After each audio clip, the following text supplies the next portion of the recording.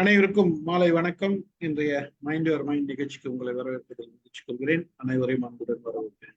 இன்னைக்கு நம்மளுடைய நிகழ்ச்சி 1032 வாரந்தோறும் வள்ளுவம் 79வது அதிகாரம் நட்பு. 78 அதிகாரம் முடிச்சிட்டோன்றது மிகப்பெரிய ஒரு செய்தி, மிகப்பெரிய ஒரு இன்பம். 79வது அதிகாரம் வந்திருக்கும் நட்பு. இதுல பார்த்தோம்னா வள்ளுவர் நட்பு ஒரு ஒரு அதிகாரம் மட்டும் பத்தாதுன்னு நினைச்சுதான் ஒரு 5 அதிகாரம் வச்சுட்டு இருக்காரு.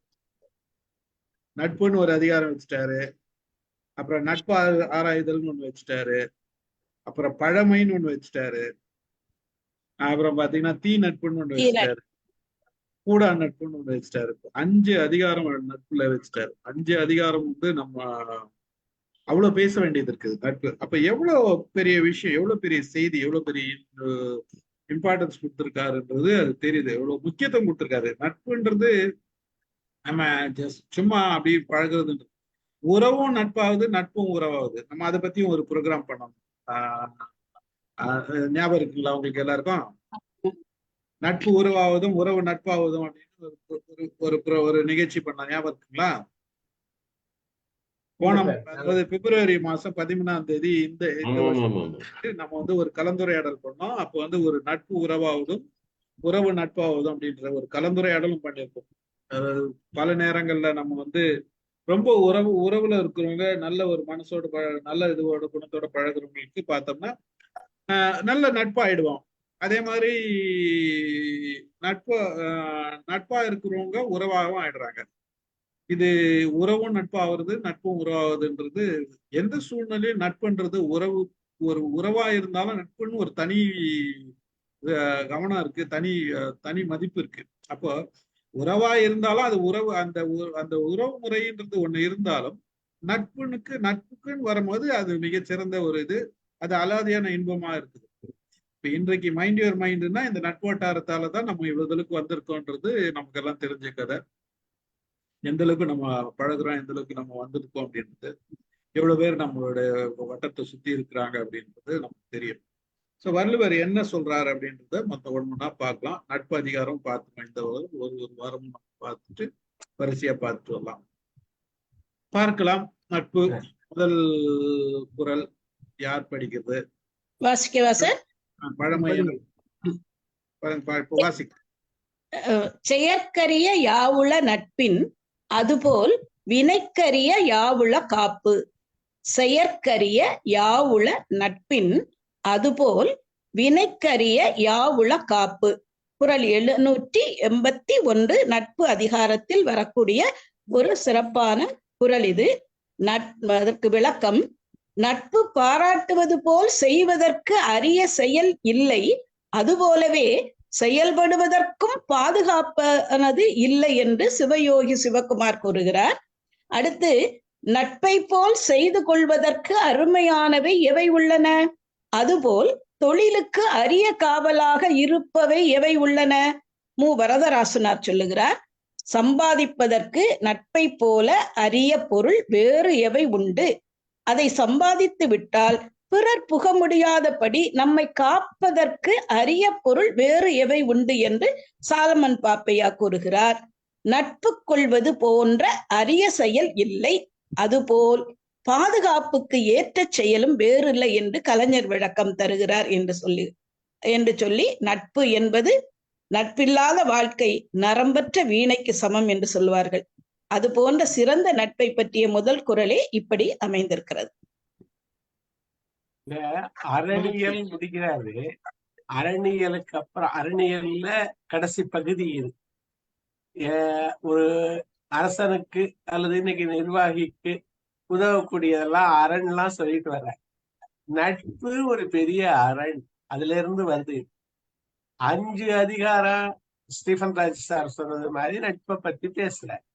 அதற்கு அப்புறம் 12 அதிகாரம் குணங்களை பத்தி பேசுறாருன்றாங்க. பேதமை வரிசையா 12 அதிகாரம். அதுக்கப்புறம் சொல்றேன் புல்லறிவாண்மை. அந்த 12 அதிகாரமும் சேர்த்து பார்க்கணுங்கிறதா. அதாவது 17 அதிகாரம் இதுல வருது அப்படிங்கறத மாதிரி சொல்றாரு. பேதமை நான் சொல்றேன் சார். பேதமை, அப்புறம் புல்லறிவாண்மை, புல்லறிவாண்மை, இகல், இகல்ங்கிறது பகை, இகல், இகல், பகை மாட்சி, பகைமாட்சி, பகைத்திறன், பகைத்திறன், அந்த அப்புறம் அது வரைக்கும், பாத்தீங்கன்னா அப்புறம் உட்பகை. மொழிபியல் வரைக்கும், மருந்து வரைக்கும் ஆமா, கூட வருது. இது ஆமா. அதை சார்ந்த கருத்துக்களா தான் சேர்த்து சொல்றாங்க. இதுல 2 விஷயம் பேசுறாரு. செய்க பொருளை எல்லாம் சொல்லியிருக்காரு. அப்ப பொருளை உண்டாக்குங்கள் அப்படிங்கிறது நமக்கு வள்ளுவம் சொல்லி தருகிற பொருளாதார இது. செய்க பொருளை. இங்க செய்க நட்பைங்கிறார். முதல் 2 கருத்து இந்த குறள்ல வருது. செயற்கரிய யாவுள நட்பின். நம்ம செய்யக்கூடிய பொருள்கள்ல செய்க பொருளை முன்னாடி சொல்லிட்டார். இதுவும் அரியதுங்கிறார். நம்மளா உண்டாக்கி கொடு. இப்ப நட்பு நம்ம உண்டாக்கிக்கிறது. அதாவது பொருளை, நம்மகிட்ட பொருள் இல்லை, நம்ம பொருளை உண்டாக்குறோம். அது மாதிரி நட்பை உண்டாக்கிக்கணும், தேர்ந்தெடுக்கணுங்கிறாரு. இப்ப பிள்ளையோ ஒரு சகோதரரோ சகோதரியோ நம்ம உண்டாக்குறது இல்ல, அது உண்டானது. நம்ம உண்டாக்கக்கூடியது, தேர்ந்தெடுக்கக்கூடிய நட்பு. அதனால ரொம்ப கவனமா இருக்கணுங்கிறதான் அந்த 5 அதிகாரம் சொல்றதும். ஒரு தீநட்பை தேர்ந்தெடுத்துட்டா அவனை விளக்க முடியாது. அதனால நட்பை செய்க அப்படின்ட்டார். செய்ய வேண்டிய விஷயம்னு சொல்லிட்டார். அதுக்கப்புறம் நம்ம இங்கே வினைங்கிறது நம்ம விட்டு செயல் மாத்திரம் இல்ல, நமக்கு பிறர் விளைவிக்கக்கூடிய துன்பம். அதுக்கு காப்பு நட்பு தான் அப்படின்னு சொல்றார். அதை விட சிறந்த ஒரு காப்பு கிடையாது. ஒவ்வொன்றுக்கும் ஒரு காப்பு இருக்கு. அப்ப நட்பு பெரிய காப்புங்கிறது இந்த குறள்ல அழகா சொல்றார். அது அரிய காப்பு. அந்த காப்பை நம்ம கவனமா உண்டாக்கி கொள்ளுதல் முதல் விஷயம். அதுக்கப்புறம் சிலவைகளை அமைஞ்சிருது, நம்மளால விட முடியல, அது வேறு. ஆனா நம்ம இந்த நட்பை உண்டாக்கக்கூடிய பொருள் அப்படிங்கிறதா அவர் சொல்றது. அப்ப தேர்ந்தெடுத்து ஆய்ந்து ஆய்ந்து ஒரு நட்பை நம்ம கொள்ளணும் அப்படிங்கிறது எனக்கு அதுல படுது. அது நமக்கு நம்ம செய்யற வினைக்கு ஒரு காவலா இருக்கலாம். ஆனா இவங்க சொல்ல வர்றது பிறர் நமக்கு கொண்டாடுற துன்பத்துக்கு அத நம்ம காப்பாக அது அமையும் அப்படி. உண்மைதான். உண்மைதான் சார். ரொம்ப சிறப்பானது. அதாவது வாழ்க்கையில நம்ம பல காரியங்களை செய்யறோம் இல்லையா? பல காரியங்களை செய்யறதுல மிக முக்கியமான செயல்பாடு என்னன்னா நட்பை ஈட்டுவதுதான். நம்ம ஐயா கரெக்டா சொன்னாங்க. நம்ம நட்பை மட்டும்தான் உருவாக்க முடியும். மத்தெல்லாம் நமக்கோடு வருவது, நம்ம உருவாக்குறது இல்லை. அப்ப நட்பை மட்டும் நம்மளால உருவாக்க முடியும். அதனால நம்ம அதை சிறப்பாக ஈட்டணுங்கிறதுக்கு தான் அந்த குறளே. அதை என்ன சொல்றாரு அப்படின்னா, அந்த நட்பு உறவை போன்று நமக்கு அதை ஈட்டுவதற்கு எதுவுமே கிடையாதுன்னு. இங்க செயல் என்று ஒரு வார்த்தையை சொல்றாரு. அப்ப செயல் என்றால் ஒழுக்கம் என்ற ஒரு பொருளும் இருக்கு. அப்போ ஒழுக்கம் என்பதுல நட்பிலும் ஒழுக்கம் உண்டு. அப்போ ஒழுக்கமான நல்ல நட்பை நாம் ஈட்டுவது மிக மிக அரிய செயல். அந்த அரிய செயலை நாம் சிறப்பாக செய்ய வேண்டும்.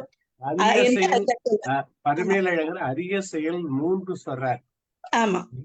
அதாவது நட்புக்கு ஆகக்கூடியவர்களை தேர்ந்தெடுத்தல் ஒன்றா, அவர்களை நம்மளோட காப்பாற்றி வச்சுக்கிறது 2ஆம், அவங்களோட பிரியாம இருக்கிறது 3ஆம். அதாவது 3 விஷயம் சொல்றார். அந்த நட்பை பெறுதல் ஒரு அரிய விஷயம்.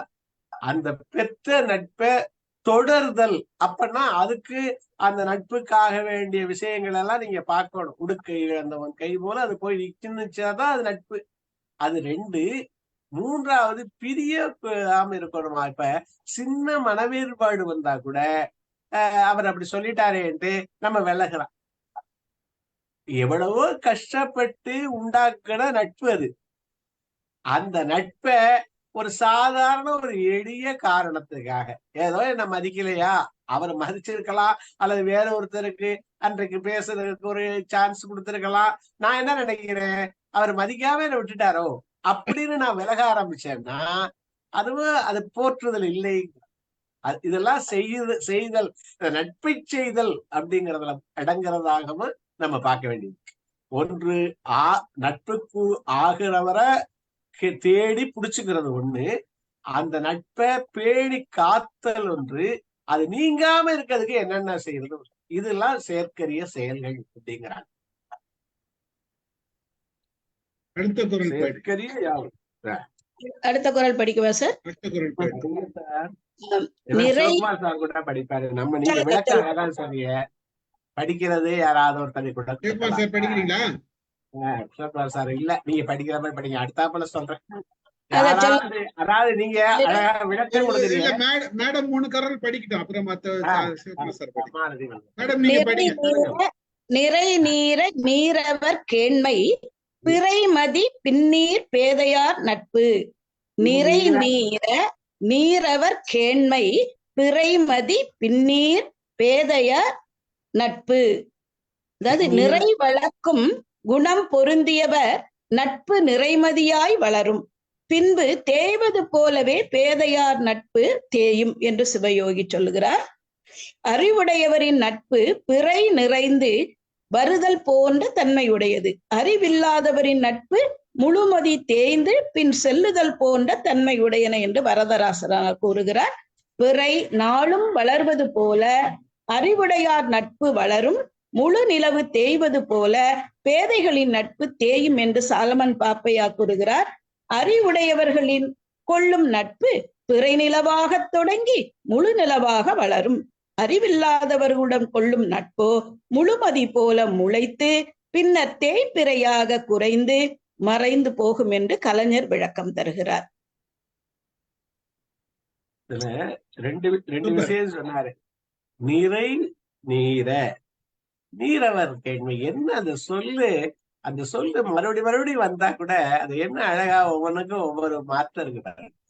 அந்த பிறைமதி கொஞ்சம் கொஞ்சமா வளர்ந்து நிறைவது மாதிரி நீரவர் கேண்மை நட்பு, இந்த கேண்மைங்கிற வார்த்தையை இங்க பயன்படுத்துற. அது மாதிரி பிறைமதி பின்னீர அப்படியே தேஞ்சுக்கிட்டு வர்றது மாதிரி பேதையார் நட்பு. பேதைனா யாரு அப்படின்னு கேக்குறாங்க. பேதைங்கிறவன் பேதமை எனப்படுவது யாதனின் ஏதம் கொண்டு ஊதியம் போக விடல்ங்கிறார். ஏதம்ங்கிறது துன்பம், துன்பத்தை ஏற்றுக்கிட்டு ஊதியம்ங்கிறது வரவு, அப்படி இருக்கிறது பேதமையா. நன்மைய விட்டுட்டு தீமையை ஏத்துக்கிற நமக்கு தர்றவன் பேதை. நன்மையை விட்டுட்டு தீமையை நமக்கு தர்றவன் அவன் பேதமை. அவனுடைய நட்பு நாளுக்கு நாள் நம்ம சொல்ற பழக பழக பாலும் குடிக்குங்கிறது மாதிரி சொல்ல. சில பேர் உடையது இந்த நவில்தரன் மூலம் பின்னாடி சொல்ல போறாரு. ஒவ்வொரு நாள் பழக பழக அந்த நட்பு இருக்குது, கேண்மை. அது மாதிரி சாதாரண ஓமை, ஆனா நமக்கு ரொம்ப வலிமையா சொல்றாரு இங்க. இந்த அதிகாரம் முழுவதும் எளிமையா நம்ம பாக்குற ஓமைகள் தான். அத அழகா பயன்படுத்த நிறைமதி. நல்ல ஒரு உதாரணம் கொடுத்துறாரு, நிலவுக்கு ஒப்பிட்டு கொடுத்துட்டாரு, அவ்வளவுதான். நிலவு வந்து இது பண்ணிட்டு ஒரு உதாரணம் கொடுத்திருக்காரு. பல உதாரணங்கள் சொல்றதுக்கு பதிலா இது நிலவு வந்து ஈஸியா புரிஞ்சிடும், ஒரு எளிமையா புரியக்கூடிய ஒரு விஷயத்த சொல்லியிருக்காருன்றதுதான் இது. தெரியுமே, இதெல்லாம் நம்ம கூட பழக்கங்களை வச்சே நம்ம இதெல்லாம் கன்சிடர் பண்ணிடுமே. இது ஒன்றும் நமக்கு பழக பழக நமக்கு எல்லாமே தெரிஞ்சிருது இல்ல. அதுதான் இயல்பு மனிதனோட இயல்பு வந்து நட்பு. இப்ப நம்ம வயசுக்கெல்லாம் எவ்வளவு நட்புகளை நம்ம கடந்து வந்திருக்கோம். உண்மை. நட்புகள் கூட இருந்திருக்கு, எத்தனை நட்புகள் தொடர்ந்து வந்திருக்கு. இன்றைக்கு வரைக்கும் எவ்வளவு பேர்கிட்ட நம்ம நட்புறவு ஆடிக்கொண்டிருக்கிறோம். அதாவது சின்ன வயசுல இருந்து ஆரம்பிச்ச நட்புகள் எத்தனை பேர் இருக்காங்க இன்னைக்கு. எங்கேயோ ஒரு 15 நாள் அவங்க முன்பின் தெரியாதவங்களுக்கு அந்த உதவுனது இன்னைக்கு வந்து இன்றைக்கும் சொல்லப்படுது பாருங்க. நமக்கு இன்னைக்கு கல்யாணி மேடம் நமக்கு ஒரு உதாரணம், இந்த அதிகாரத்துக்கு வாழும் உதாரணம் மாதிரி ஒருத்தரை காமிக்கிற போது அது எப்படி பெரிய உதாரணம் காமிச்சிருக்காங்க அவங்க. இன்னைக்கு சும்மா அவங்க ஒரு இது ஆதங்கத்துல காமிச்சா கூட மிக சிறந்த ஒரு நட்பு எங்களுக்கு கிடைச்சிருக்கு. சாதாரண தெரியவே தெரியாத ஒருத்தர் அவங்களோட ஒரு ஒரு மிகப்பெரிய இக்கட்டான சூழ்நிலையில இடம் கொடுத்து அவங்களுக்கு உதவி அந்த அந்த இது வந்து மிகப்பெரிய ஒரு அதுதான் நட்பு. அதுதான் நிறைமதியாக வளர்ந்து வந்திருக்கிறது. அந்த நட்பு வந்து அழகா வந்து வளர்மதி போல. சொல்லியிருக்காங்க பாரு. இது வந்து அதாவது கூடவே பழகி உதவி செய்யல, உதவி செஞ்சு நட்பா இருக்காரு அவரு. அதான் அங்கதான் பியூட்டி. அது மிகப்பெரிய செய்தி. ஒரு நல்ல விஷயத்தை அவங்க காமிச்சது வந்து இன்றைக்கு பேசக்கூடிய ஒரு தலைப்புக்கு நமக்கு ஒரு பொருத்தமா இருந்தது. நாராயண் சார் ஏதோ சொல்ல வர்றாரு, வாங்க. யார் யாருக்கெல்லாம் நிறைய நட்பு சார் எனக்கு. சார் பழைய நட்புகள் இன்று வரை தொடரும் நட்புகள் எவ்வளவு பேர் இருக்காங்க, ஒரு இடத்துல சொல்லுங்க. எனக்கு நிறைய இருக்கு. இப்போ நான் இந்த கவிதை படிச்சேன்ல, ஆமா, அதுல அந்த நட்பு வந்து கிட்டத்தட்ட 60 ஆண்டுகள். அதாவது அவர் இல்லைன்னா இன்னைக்கு இந்த பொசிஷனுக்கு நான் இல்லை. ஆனா அதை பத்தியெல்லாம் அவர் கவலையே படலை. ஏன்னா அவர் நாங்க 2 பேரும் அன்னைக்கு தான் போட்டோ எடுத்தேன் 2 வாரத்துக்கு சொன்னீங்க. அதை வந்து அதை பற்றிலாம் அவர் கவலையே படலை சார். நீங்கள் வாங்க எங்கள் கோயம்புத்தூர் வாங்க 10 நாள் இருந்துட்டு போங்க, அதெல்லாம் ஒன்றும் வேண்டாம் சார். இங்கே 4-5 மாடு இருக்கு, நல்லா இருக்கு, இது காலையில் போனால் வருது, ஒன்றும் பிரச்சனை கிடையாது. என்ன சமைக்கிறதுக்கு ஆள் இருக்கீங்க, தனியாக இருக்கார் சார். ஒய்ஃப் இல்லை, ஒய்ஃப் இறந்துட்டாங்க. பையன் பொண்ணெல்லாம் அவங்கவுங்க கல்யாணம் அங்கே இங்கேயே இருக்காங்க, தனியாக இருக்கார் கிராமத்தில். ரொம்ப அற்புதமான இடம். ஆனா இன்னும் வந்து அவருக்கு ரொம்ப மகிழ்ச்சி நான் போய் அவரை சந்திச்சதுல. அது இது மாதிரி 1-2 இல்லை சார், எனக்கு நிறைய பேர் இருக்காங்க இது மாதிரி. அதாவது அதுக்கு முக்கியமான காரணம் நீங்க இருக்கிறதுதாங்கிறேன்.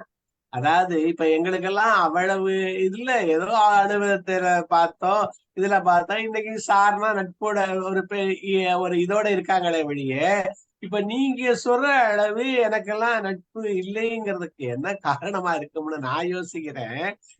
ரெசிப்ரோக்கல் தான் நட்புக்கு. அவருக்கு முன்னுரையில சொல்றாரு, அவங்கள ஆனவரை நீங்க நட்பாக்கிக்கணும்.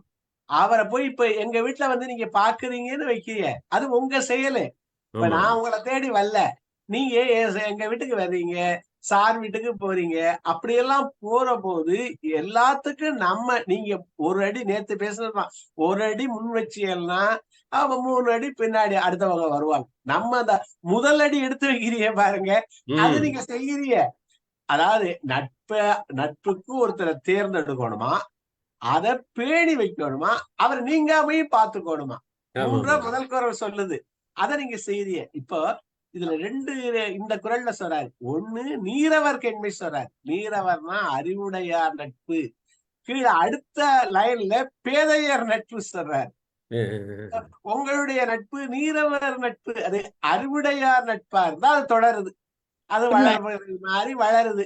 அதுல அங்க பேதையர் நட்பு, அதுல நட்பினுடைய பெருமையை புரிஞ்சுக்காதவன், அந்த நட்பை தொடரோடும்னு நினைக்காதவன், தப்புன்னு எடுத்தறிஞ்சு பேசுறவன், அவங்கிட்ட எல்லாம் அந்த நட்பு தொடராது. நம்மை பொறுத்துதான் நட்பு. போன வாரம் நடந்தது ஒண்ணு. நான் வந்து கொச்சி போகும்போது பாலக்காட்டு வழியா போனேன். என்ன அப்போ பாலக்காட்டில் வந்து ஏதாவது பிரேக் எடுக்கணும், நல்ல ஹோட்டல் இருக்கான்னு பார்த்து சொல்லுன்னு சொல்லிட்டு என் டாக்டர்கிட்ட சொன்னேன். என் டாக்டர் என்ன பண்ணியிருக்காங்க, அங்கே இருக்கிற இன்னொரு கிட்ட கூப்பிட்டு, அவர் பாலக்காடு சேர்ந்தவங்க, என்ன நல்ல ஹோட்டல்னு கேட்டிருக்காங்க. அவங்க உடனே சொல்லியிருக்காங்க, ஏன் ஹோட்டலுக்கு போகிறீங்க, எங்கள் பேரண்ட்ஸ் அப்பா அம்மா இருக்காங்க, நேரம் அங்கே. என்ன தெரியவே தெரியாது சார் அவங்களுக்கு. அவங்க வந்து கொடுத்து நீங்கள் போங்க. நான் கூட கேட்டேன், என் பொண்ணு, என்னப்பா நீ பாட்டுக்கு சொல்கிற, எப்படி போகிறது? No no no no no no, நீங்கள் போங்க, ஹோட்டல்லாம் போகாதீங்க, நேராக அவங்க வீட்டுக்கு போங்க, நான் பேசிட்டேன். ஆனால் அவங்க வீட்டுக்கு போனால் ரெடியாக இருக்காங்க டிஃபனோட. அதை ஃபர்ஸ்ட் டைம் பார்க்குறேன் நான். எனக்கு தயக்கத்தோட தான் போனேன் நான். ஆனால் என்ன ஒரு அற்புதமான இடம் தெரியுமா சார் அது? பசுமை சூழ்ந்த ஒரு இடத்துல அவங்க வீடு கட்டிட்டு இருக்காங்க.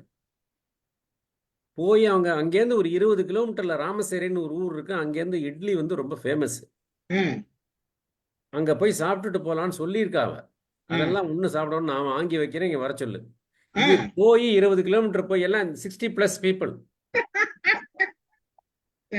போய் வாங்கிட்டு வந்து வச்சு, அங்க லோக்கல் புட்டு, நேந்திரம்பழம் வேக வச்சு இட்லி பண்ணி, எங்களுக்கு டிஃபன் கொடுத்தாங்க. ம். அதான் ரொம்ப நெடுநாள் பழகுனது போல அவங்க பழகுனாங்க. கொச்சி போயிட்டு ரிட்டர்ன் ஆகும்போது அவங்க அகமதாபாத் போகிறாங்க. என் பொண்ணு காலைல கூப்பிட்டு உங்களுக்கு ஏதாவது இது இருந்ததுன்னா லக்கேஜ் எனக்கு கொடுக்க வேண்டியதுன்னா அவங்கள்ட்ட கொடுத்து அனுப்பிச்சிருங்க அப்படின்னா. ஓ நான் அவங்கள கூப்பிட்டு பேசினேன். சார் எனக்கு ட்ரெயினில் போகிறீங்கன்னு எங்கள் லக்கேஜ் இருக்கா உங்களுக்கு எடுத்துகிட்டு போக முடியுமா அப்படின்னு. நோ அதெல்லாம் ஒன்றும் கிடையாது, நீங்கள் பாட்டு கொண்டாங்க நீங்கள் அப்படின்ட்டாரு. ம். அப்பயும் திருப்பி பொண்ணு கேள்றா அது மாதிரி அதாவது தயக்கம் இல்லாமல் அதாவது சொல்ல போகிறாங்க மறுக்கக்கூடாதுங்கிறதுக்காக கேளு அப்படின்னு. இல்லை ஒன்றும் பிரச்சனை இல்லை, நீங்கள் போய் கொடுத்துட்டு வாங்க. ட்ரெயினில் வராங்க, போர்ட்டரை வச்சு எடுத்துகிட்டு வர போகிறாங்க வீட்டுக்கு. அவங்க வீட்டுக்கு பக்கத்து வீடுனா அடுத்த பில்டிங்னு வச்சுங்களேன். ஓ ரைட் ஓகே. நான் ஸ்டேஷனுக்கு போகிறேன். தே வெல்கம் டஸ் வார்ம்லி, எல்லாம் அழகாக வெல்கம் பண்ணாங்க. நான் அழகாக பேக் பண்ணி எடுத்துகிட்டு போயிருந்தேன். அது சின்ன பெட்டி தான், சின்ன டப்பா தான். ம். ம். அவங்க எடுத்துகிட்டு போய் கொடுத்துருக்காங்கன்னு வச்சுங்களேன். அதாவது இதெல்லாம் நீங்கள் என்னமோ இப்போ பேசுனீங்கன்னா ரொம்ப ரொம்ப நாள் பழகுன மாதிரி ஒரு நட்பு அவங்கள்ட்ட. இசை குடும்பம் சார் அவங்க, ஓ இசை குடும்பம். அந்த அம்மா ஆ. வயலின் வாசிக்கிறாங்க, அவரு கிட்டார் அண்டு கீபோர்டு. ஆ. அவருடைய பொண்ணு அங்கே குஜராத்தில் இருக்கிறவங்க வந்து கீபோர்டு. அந்த கீபோர்டு அந்த அம்மாட்ட தான் என் பேரை வந்து கற்றுக்கிறான் கீபோர்டு. ஓ சரி. எதுக்கு சொல்கிறேன்னா, எனக்கு அந்த அங்கே குஜராத்தில் இருக்கிறவங்களும் தெரியும், எனக்கு இவங்க அப்பா அம்மாவும் தெரியவே தெரியாது. இவங்க சொல்லியிருக்காங்க இப்போ நாங்கள் திரும்பி வந்தோம், நீங்கள் வந்து பால்காட்டில் வந்து 4 நாள் இருந்துட்டு போங்கங்கிறாங்க. ஆ. எதுக்கு சொல்கிறேன், இந்த மாதிரி இந்த குரலுக்கெல்லாம் வந்து ஒரு நல்ல உதாரணம் இதெல்லாம். உண்மை உண்மை. நான் ரொம்ப நேரம் எடுத்துக்கிட்டேன், அடுத்த குரலுக்கு போ. போயிடலாம். இல்ல அடுத்த குரல் உண்மை போயிடலாம். பேச சொல்லவா சார்? 3வது குரல் போயிடலாம். நவில்தொறும் நூல் நயம் போலும் பயில்தொறும் பண்புடையாளர் தொடர்பு. நவில்தொறும் நூல் நயம் போலும் பயில்தொறும் பண்புடையாளர் தொடர்பு. ரொம்ப அழகான ஒரு அந்த நயமே அழகான ஒரு குறள் இது. படிக்கும் பொழுதெல்லாம் வளர்க்கும் நூலின் தன்மையை போல் பழகும் பொழுதெல்லாம் வளர்க்கும் பண்புடையவர்களின் தொடர்பு என்று சிவயோகி சொல்ல, பழக பழக நற்பண்பு உடையவரின் நட்பு இன்பம் தருதல், நூலின் நற்பொருள் கற்க கற்க மேலும் மேலும் இன்பம் தருதலை போன்றதாகும் என்று வரதராசனார் கூற, படிக்கும் போது எல்லாம் மகிழ்ச்சி தரும் நூலின் இன்பம் போல நல்ல குணமுள்ளவரோடு கொண்ட நட்பு அவரோடு பழகும் பொழுதெல்லாம் மகிழ்ச்சி தரும் என்று சாலமன் பாப்பையார் சொல்ல, படிக்க படிக்க இன்பம் தரும் நூலின் சிறப்பை போல பழக பழக இன்பம் தரக்கூடியது பண்புடையாளர்களின் நட்பு என்று கலைஞர் சொல்லுகிறார். நல்ல ஒரு அழகான குறள் இது, அழகான குறள். இந்த மைண்ட் யுவர் மைண்டுக்கு ஒரு அற்புத சான்று கொடுக்கும் ஒரு குறள் இது. அவ்வளவுதான், ஒரே சென்டென்ஸ் தான் எனக்கு. பேசுங்க. உண்மை உண்மை உண்மை. இல்ல சார், இப்ப நம்மளே எடுத்துக்கிட்டீங்கன்னா இப்ப வந்து உணர்ந்திருக்கிறேன். ஏன்னா முதல் தடவை நான் சென்னை வரும்போது சார் வந்து சொல்றாங்க, நீங்க சென்னை வந்துட்டீங்க, வாங்க நம்ம எல்லாரும் சந்திப்போம் அப்படின்னு சந்திக்க வைத்த அந்த நிகழ்வை நான் உண்மையிலே இன்னைக்கு வரைக்கும் நான் மறக்கல. அவ்வளவு அற்புதமான ஒரு நிகழ்வாக நான் கருதுகிறேன். அதுதான் நவில்தொறும் நூல் நயம் போல படிக்க படிக்க இன்பம் தந்தது. அதே மாதிரி அன்னைக்கு இவங்க எல்லாரையும் பார்த்தது எனக்கு அவ்வளவு மகிழ்ச்சியாக இருந்தது என்றுதான் நான் சொல்லுவேன். தொடர்ந்து நாம சந்திக்கக்கூடிய எல்லா நிகழ்வுகளும் காரணம் நல்ல நூல் படிக்கும் போதுதான் நமக்கு இன்பம் கிடைக்கும். அதே மாதிரிதான் நல்ல தொடர்பு உடைய உங்களை சந்தித்ததுனாலதான், நல்ல பண்புடைய உங்களை சந்தித்ததால் தான் அந்த நட்பு இன்றைக்கு வரைக்கும் தொடர்கிறது. எங்கிருந்தாலும் 7 மணிக்கு உள்ளே வந்து உங்களை பார்க்க வேண்டும் என்ற ஒரு ஆவலை அது ஏற்படுத்துகிறது. இந்த குறளுக்கு நாராயணமூர்த்தி ஐயா சொன்னது மாதிரி விளக்கம் வேறு எங்கும் செல்ல வேண்டாம், நம்முடைய அமைப்பு தான். நூல் நயமும் வந்துருது, பண்புடையாளர் தொடர்பு வந்துருது. நம்ம பேசுறதுல நூல் நயம் இப்ப நன்னூல் பகிர்ந்து வாசித்தல் வந்துங்கிறார் சொர்க்கத்துல. இங்கே சொர்க்கத்தை அமைச்சுக்கிறது நான் அன்றைக்கு சொன்ன பாடல், அது விவேக சிந்தாமணி பாடல். அதை நம்ம முன்னாடி சொல்லி இருக்கேன், இருந்தாலும் இப்ப சொல்றலாம் தெரியல. அதாவது அவர் சொல்றாரு, விவேக சிந்தாமணியில 3 விஷயங்கள் சொர்க்கம் இங்க அமைச்சுக்கலாமா. அதாவது நற்குணம் உடைய வேந்தை நயந்து சேவித்தல் ஒன்றா. இப்ப இது வேந்தன் இருந்த காலத்துல எடுக்கப்படுது. கஸ்டமர் இஸ் த பாஸ்ன்னு சொல்றோம். எவெல்லாம் தன்னுடைய மேலதிகாரியோட ஒரு ஹார்மனியில இருக்கானோ, அமைப்பு சூழல்ல எல்லாம் அமையுது, வீட்டுல விட மேலதிகாரி அமைஞ்சிருது. அப்ப அது ஒண்ணா. 2வது பொற்புடை மகளிரோடு பொருந்தியே வாழ்தல் ஒன்றா. வீட்டுல கணவன் மனைவி பொருந்தி வாழ்றது ஒன்னா. இது ரெண்டு அமைஞ்சாலும் அமையும், அமையாட்டியும் இல்ல. மூணாவது ஒண்ணு சொல்றாரு, பற்பலரோடு நன்னூல் பகர்ந்து வாசித்தல் ஒன்று. சொற்பரும் இம்மூன்றும் இம்மையில் சொர்க்கம் தானே. இந்த நட்பு மாதிரி அந்த ரெண்டு அமையுதோ அமையலையோ அது வேற. இந்த மூன்றாவத நம்ம அமைச்சுக்கிறோம் இந்த சொர்க்கத்தை. பற்பலரோடு நன்னூல் பகர்ந்து வாசித்தல், இது நன்னூல் வந்துருது. இங்க முக்கியமான விஷயம் இந்த பண்புடையாளர் தொடர்பு. அதுல நூல் நயம் சொல்லிட்டாரு. ரெண்டு உயர்ந்தத. முதல்ல ஒன்று கூடும் ஒன்று குறையும், பேதையர் நட்பு குறையும்ட்டார். இங்க ரெண்டும் வளர்றது ரொம்ப அழகா சொல்லியிருக்கு. இப்ப இதே மாதிரி நவில்தோறும் நூல் நயம்னே ஒரு குழு நடத்துறாங்க. சி ராஜேந்திரன் ஐஆர்எஸ், கதிரவன் பொறியாளர். நான் ஒரு நாள் போய் பேசினதுல நவில்தோறும் நூல் நயம் தான் அவங்க அதுக்கு உள்ள தலைப்பு. அப்போ நமக்கு அது அந்த இது ரொம்ப ஒத்து வர்ற குறை. பண்புடையாளர் தொடர்பை நம்ம தேடித்தான் பெறணுங்கிறார். அது நாளும் வளரும். மாலதி படிக்க சொல்லலாமா? இல்ல எனக்கு வருதா மாலதி? வரல மியூட்லயே தான் இருக்கு. இல்ல பேசலாம், நம்ம சவுண்ட் கேக்குது. ஆனா நான் வேற போன்ல லாகின் பண்ணிருக்கேன் இப்ப. சரி, நல்லா பேசுறது கேக்குதே. வரேன் நான் இப்ப இந்த ஒண்ண படிக்கிறேன். அப்புறம் மாலதி அஞ்சாவதுல இருந்து நீங்க படிங்க. நகுதர் பொருட்டன்று நட்டல், மிகுதிக்கண் மேற்சென்று இடித்தல் பொருட்டு. நகுதர் பொருட்டன்று நட்டல், மிகுதிக்கண் மேற்சென்று இடித்தல் பொருட்டு. மகிழ்வது மட்டுமே அவசியம் இல்லை, நட்டம் அதிகமாகாமல் இருக்க தட்டி கேட்பதே நட்புக்கு அவசியம். சிவயோகி, நட்பு செய்தல் ஒருவரோடு ஒருவர் சிரித்து மகிழும் பொருட்டு அன்று. நண்பர் நெறிகடந்து செல்லும் போது முற்பட்டு சென்று இடித்துரைப்பதாகும் வரதராசன். ஒருவனோடு நட்பு கொள்வது சிரித்து மகிழ மட்டும் அன்று, நண்பனிடம் வேண்டாத செயல் இருக்க கண்டபோது விரைந்து கண்டித்து புத்தி சொல்வதற்குமாம். சாலமன் பாப்பையா, நட்பு என்பது சிரித்து மகிழ்வதற்காக அல்ல, நண்பர்கள் நல்வழி தவறி செல்லும் போது இடித்துரைத்து திருத்துவதற்காகும் என்று கலைஞரும் விளக்கம் சொல்லுகிறார்கள். மிக நல்ல குரல் இதுவும்.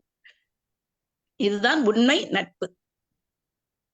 மிகுதிக்கண் மேற்சென்று ரெண்டு வார்த்தை இதுல வருது.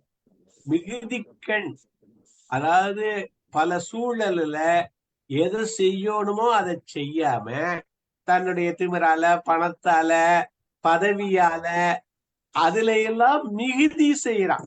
அவங்கிட்ட மேற்சென்றுங்கிறார். நம்ம என்ன பண்றான், பாக்குறான், தெரியுது, ஆனா போய் கண்டிக்க மாட்டான். இந்த மேற்சென்றுன்னு ஒரு வார்த்தை போடுறான்ல, மேல போய் அவன்கிட்ட போய் இத சொல்ல போறது இல்ல. என்ன இத சொன்னா என்ன நினைச்சுக்குவானோ, இத சொல்லாம அப்படி விட்டுடுறோம். இந்த மேற்செல்லுதல், மேற்சென்று இடித்த பொருட்டு. அதாவது ரொம்ப நம்ம உணர வேண்டியது. பல இடங்கள்ல நட்பு போயிருமோன்னு நினைக்கிறான், அவனும் புரிஞ்சுக்க மாட்டாங்க. அதனாலதான் புரிஞ்சவனோட நட்பு வச்சுக்கோணும்.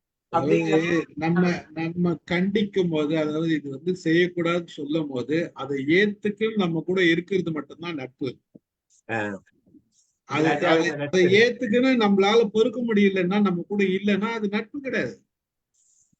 அது நட்பு கிடையாது. அப்போ நட்புன்றது வள்ளுவர் சொல்றது என்னன்னா, நீ சொல்லணும். அதே மாதிரி நமக்கு, அதாவது அவங்க ஏதாச்சும் நம்மகிட்ட கரெக்ட் பண்ணாலும் நாம அதை கரெக்ட் பண்ணிக்க தயாரா இருக்கு. அது அப்ப நம்ம சிறந்த நட்பா உதாரணமா இருக்கும் போது அதையே அவங்க செய்வாங்க.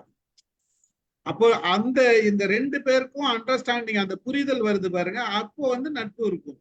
நம்ம ஏத்துக்கிறோம் தப்புன்னு சொல்லும் போது, நீ தப்புன்னு சொல்லும் போது நான் ஏத்துக்கிறேன். ஆனா அதே நேரத்துல நான் உங்க சைட்ல தப்புன்னு சொல்லும் போது நீ ஏத்துக்கலன்னா அது நட்பு கிடையாது.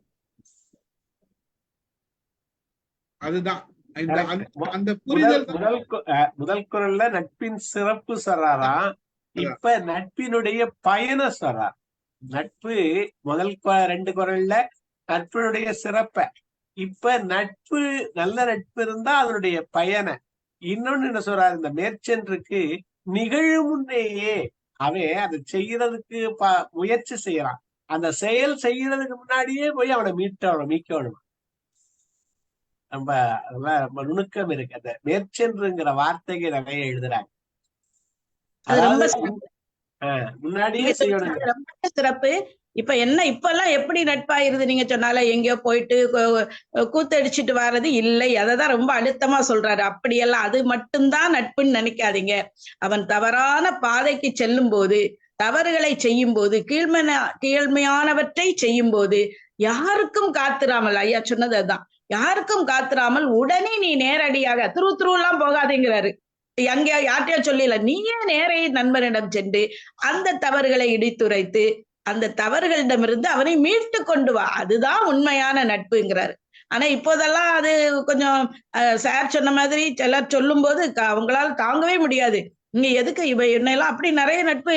இவ எனக்கெல்லாமே சில பெண் தோழியர்களுக்கு ரொம்ப ரோஷம் வந்துடும், போயிருவாங்க. அப்படி இவ எப்ப பார்த்தாலும் நம்ம குறையவே சொல்றா அப்படின்னு என்னை விட்டு போன சில பேராசிரியர் தோழியர்கள் உண்டு. நல்ல நெருக்கமாக இருந்தவர்கள் அப்படி போயிட்டாங்க. அதுக்கு அது நட்பு இல்ல. ஆமா, அதுதான் நான் முதல்ல சொல்லிட்டேன். சொன்னாங்க. ஆனா அப்படி போயிட்டாங்க. நான் அதை பத்தி கவலைப்படவில்லை. ஏன்னா நல்ல நட்புன்னா அவசியமே இல்ல. நம்ம ஒரு உதாரணம் நட்புன்னா அதுதான், எதையும் ஏத்துக்கிறதா மனநிலை. அந்த மனநிலை இருந்தாதான் நட்புன்றது. நான் நல்லா இருக்கும்போது மட்டும், அப்படியேப்பட்ட ஆளுங்க நம்ம நல்லா இருக்கும்போது மட்டும் தான் கூட இருப்பாங்க. அப்புறம் நல்லா இல்லாத போது கூட இருக்க மாட்டாங்க. ஆமா, உண்மைதான். அதனால அதை பத்தி இல்ல. ஆனா அதே மாதிரி சில ஆண் நண்பர்கள் இருக்காங்க. எவ்வளவு நான் திட்டி இருக்கிறேன், ரொம்ப திட்டுவேன். இன்னைக்கு வரைக்கும் நீங்க சொன்ன மாதிரி கிட்டத்தட்ட 50 வருடம் அந்த நட்பு தொடரக்கூடியவங்க எல்லாம் இருக்கிறாங்க. எங்க சாருக்கு அது மாதிரி நிறைய பேர் இருக்கிறாங்க. அதனால எதுக்குன்னா அவங்க பரஸ்பரம் அவங்க சொல்லிக்குவாங்க, இது நீ செய்யறது இந்த வழியில போகக்கூடாது, தப்பு அப்படின்னு சொல்லுவாங்க. எங்க சார் ரொம்ப அழகா சொல்லுவாங்க. அதை அவங்க நண்பர்கள் கேட்டு இன்னைக்கு நல்லா இருக்கிறாங்க. அதனால சாரா என்னைக்குமே அவங்க மறக்க மாட்டாங்க. எனக்கும் அப்படி சில ஆண் நண்பர்கள், பெண் நண்பர்கள், ஆண் நண்பர்கள் இருக்கிறாங்க. நான் என்ன சொன்னாலும் கேட்டு கேட்கிற நட்பு இன்னைக்கு வரைக்கும் அதனால தொடருது அந்த நட்பு. நேற்றுக்கு தான் அவருடைய பொண்ணு கல்யாணம் முந்தா நாள் போயிட்டு வந்தேன். மகிழ்ச்சி, ரொம்ப மகிழ்ச்சி. நிதர்சனம். அடுத்த குரல் போயிடலாம். நான் படிக்கிறேன். 785. உணர்ச்சி பழகுதல் வேண்டா, உணர்ச்சிதான் நட்பாங் கிழமை தரும். உணர்ச்சி பழகுதல் வேண்டா, உணர்ச்சிதான் நட்பாங் கிழமை தரும். நட்பு செய்வதற்கு தொடர்பும் பழக்கமும் வேண்டியதில்லை. ஒத்த உணர்ச்சியே நட்பு ஏற்படுத்துவதற்கு வேண்டிய உரிமையை கொடுக்கும். வரதராசனார் சொல்றாரு, ஒருவனோடு ஒருவன் நட்பு கொள்வதற்கு அருகருகே இருப்பதோ நெருங்கி பழகுவதோ வேண்டியதில்லை. இருவரது எண்ணமும் ஒத்திருந்தால் அதுவே நட்பு என்னும் தோழமையை கொடுக்கும். இது சாலமன் பாப்பையா சொல்றாரு.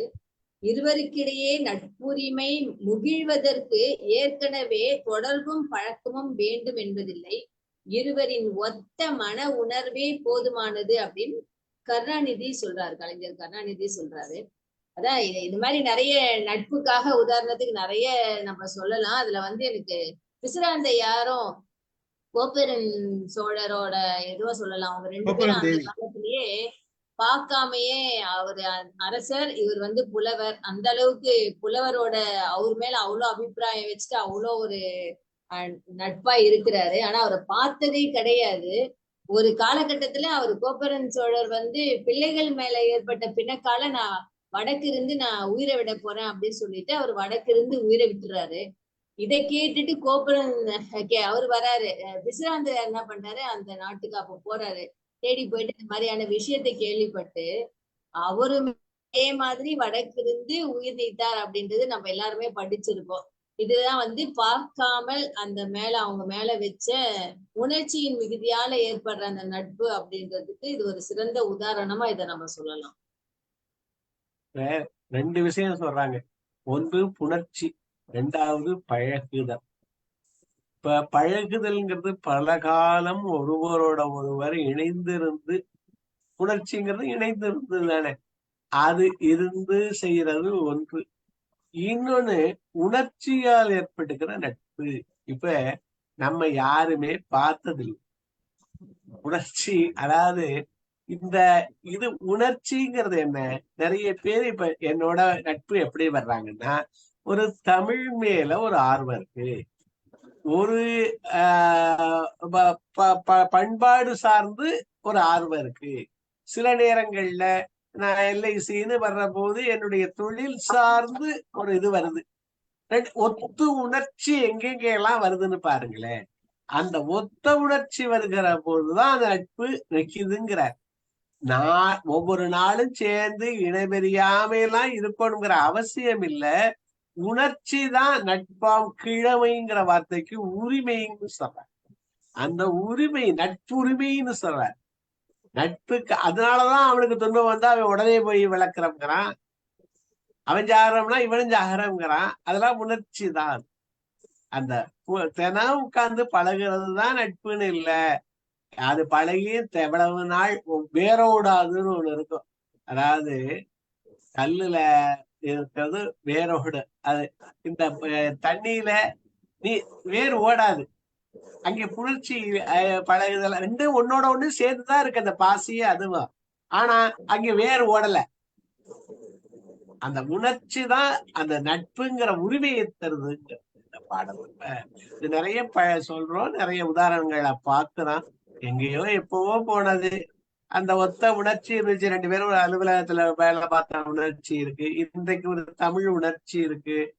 ஒரு ட்ரைனிங், அவரும் ஒரு டிரைவர், நம்மளும் ஒரு ட்ரைனிங்ல ஒரு இடத்துல பார்த்த உணர்ச்சி இருக்கு. அதானே நம்மள நட்புங்கிற ஒரு உரிமையை தருது. ரொம்ப ஒரு நல்ல குரல் இது. அது முதல் குரலையும் ஒட்டி வரக்கூடிய ஒரு குரல் தான்.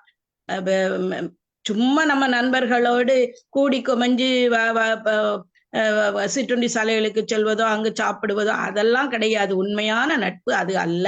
உணர்ச்சி பூர்வமான நட்பு தான். என்னைக்குமே நமக்கு உணர்வு பூர்வமாக ஒரு நட்பு அமையணும். அதான் சும்மா இப்ப இன்னைக்கு பொழுது போலேன்னு யாரையாவது கூப்பிட்டு நம்ம அலைபேசியில பேசிக்கிட்டே இருப்போம்.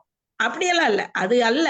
உள்ளத்தால ஒத்து இருப்பதுதான் மெய்யான அடித்தளமாக அமையும். சிறந்த அழகான நட்பாக அது மட்டுமே அமையும்ங்கிறாரு. எவ்வளவு அழகா சொல்றாரு பாருங்க. அது மட்டும்தான். நீ சும்மா போலியா சும்மா நேரப்போக்குக்காக நட்பு கொள்ளாதேங்கிறாரு. ஒரு சின்ன வார்த்தையில நம்ம சொல்றோம்னா அதான். ஏன்னா அறிவு தனக்கு வரக்கூடிய பயன்களை எண்ணிதான் உறவுகளை பேணும். அந்த மாதிரி நம்ம உணர்வு பூர்வமாக ஒருவரோடு நெருக்கமாக நம்ம இருந்தாதான் அந்த உணர்ச்சி தான். அம்மா சொன்னாங்களே பிசிராந்தையார் நட்பும் அப்படித்தான். அடுத்து கோப்பெருஞ்சோழன் பிசிராந்தையார் நட்பும் அப்படிதான். அதே மாதிரிதான் பாரி கபிலர் நட்பு அப்படிதான். இறுதி வரையில பாரி செத்த உடனே கபிலர் சாகணும்னு நினைக்கிறாரு. ஆனா என்ன நினைக்கிறாரு? 2 பெண் குழந்தைகளை விட்டுட்டு செத்து போயிட்டானே, நம்ம அவங்களுக்கு கதி இல்லாம ஆக்கிடக்கூடாது என்று அந்த பெண்களுக்காக அலைகிறாரு. அலைந்து இறுதியில தான் அது கல்யாணத்தை முடிச்சுட்டுதான் அந்த காலத்துல சங்ககால நட்பே சொல்லிக்கிட்டு இருக்கவே, இன்னைக்கு ஒரு நட்பு இந்த இன்றைய நிகழ்கால சரித்திரத்திலயோ இதுகள்லயோ சொல்ல முடியுதா? நீங்க இருக்கு நமக்கு தெரியல இருக்குது, நிறைய இருக்குது. அவ்வளவு இதுவா இல்ல. நான் என்ன சொல்ல வரேன், நான் இதுக்கு சொல்ல பொதுவா சொல்றேன். நம்ம பிசிராந்தையாரையும் கபிலரையும் அவையாரையும் சொல்லிக்கிட்டு இருக்கமே வழி அதிகமானைய இன்றைக்கு ஒரு எத்தனையோ நிகழ்ச்சிகள்ல நடக்குது. பலதுக்கு உதாரணம் காமிக்கிறாங்க. கை இல்லாதவன் எவ்வளவு கஷ்டப்பட்டு வேலை பார்க்கறான், கால் இல்லாதவர் எப்படி எல்லாம் பண்றாரு, அவருடைய சாதனைகள், இது மாதிரி பலவற்றை பேசுறோம். இந்த நட்பாம் உரிமையில இருந்தவங்க நம்மளால இன்றைக்கு சொல்ல முடியலையேன்னு நான் என்ன கேக்குறேன்னா, அத பழசு சொல்றது பெருமையம்மா, அது சொல்லல.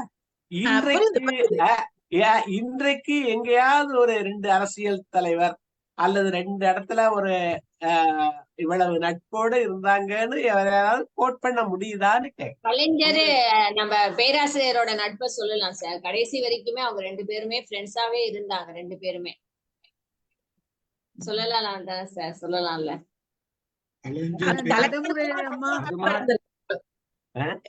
கலைஞருக்கு அப்படி நிறைய இல்ல, இது மாதிரி ஏதாவது பண்ண முடியுதா சொல்றேன். நம்ம என்னைக்கோ போன பிசிராந்தையார் இல்லம்மா, என்னைக்கோ போன பிசிராந்தையாரையும் இவரையும் தானே சொல்லிக்கிட்டு இருக்க முடியுதே வழியே.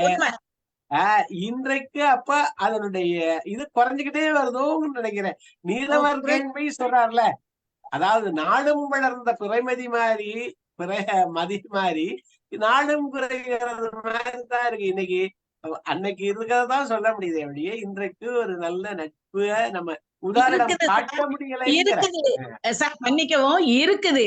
ஆனா அது இது மாதிரி பதியப்படல, பதிவாக வரல. நமக்கு பதிவாக வராதனால நமக்கு தெரியல. அன்னைக்கு சிறந்ததா இருந்தா பதிவாயிரமா? நான் சொல்றத சிறந்ததா இருந்தா அது பதிவாயிரம், எங்கேயாவது பதிவாயிரம். நம்மளால பதிவு இல்லைன்னா அது அது அரிதா இருக்குங்கிறது தெரியலைங்கிறது. இப்ப நானும் நீங்களும் நல்ல நட்பா இருக்கிறோன்னே வச்சுக்கிடுவோமே, நீங்க எனக்கு உதவி செய்யறீங்க, ஏதோ ஒரு வகையில எனக்கு ஏதோ ஒரு உதவி செய்திருக்கீங்கன்னா அது பதிவாகாம இப்ப ஸ்டீவன் சாருக்கு எப்படி தெரியும்? அப்படி சொல்றேன் நான். ஆனா இருக்குது, நிறைய உதவி செய்யறாங்க சார்.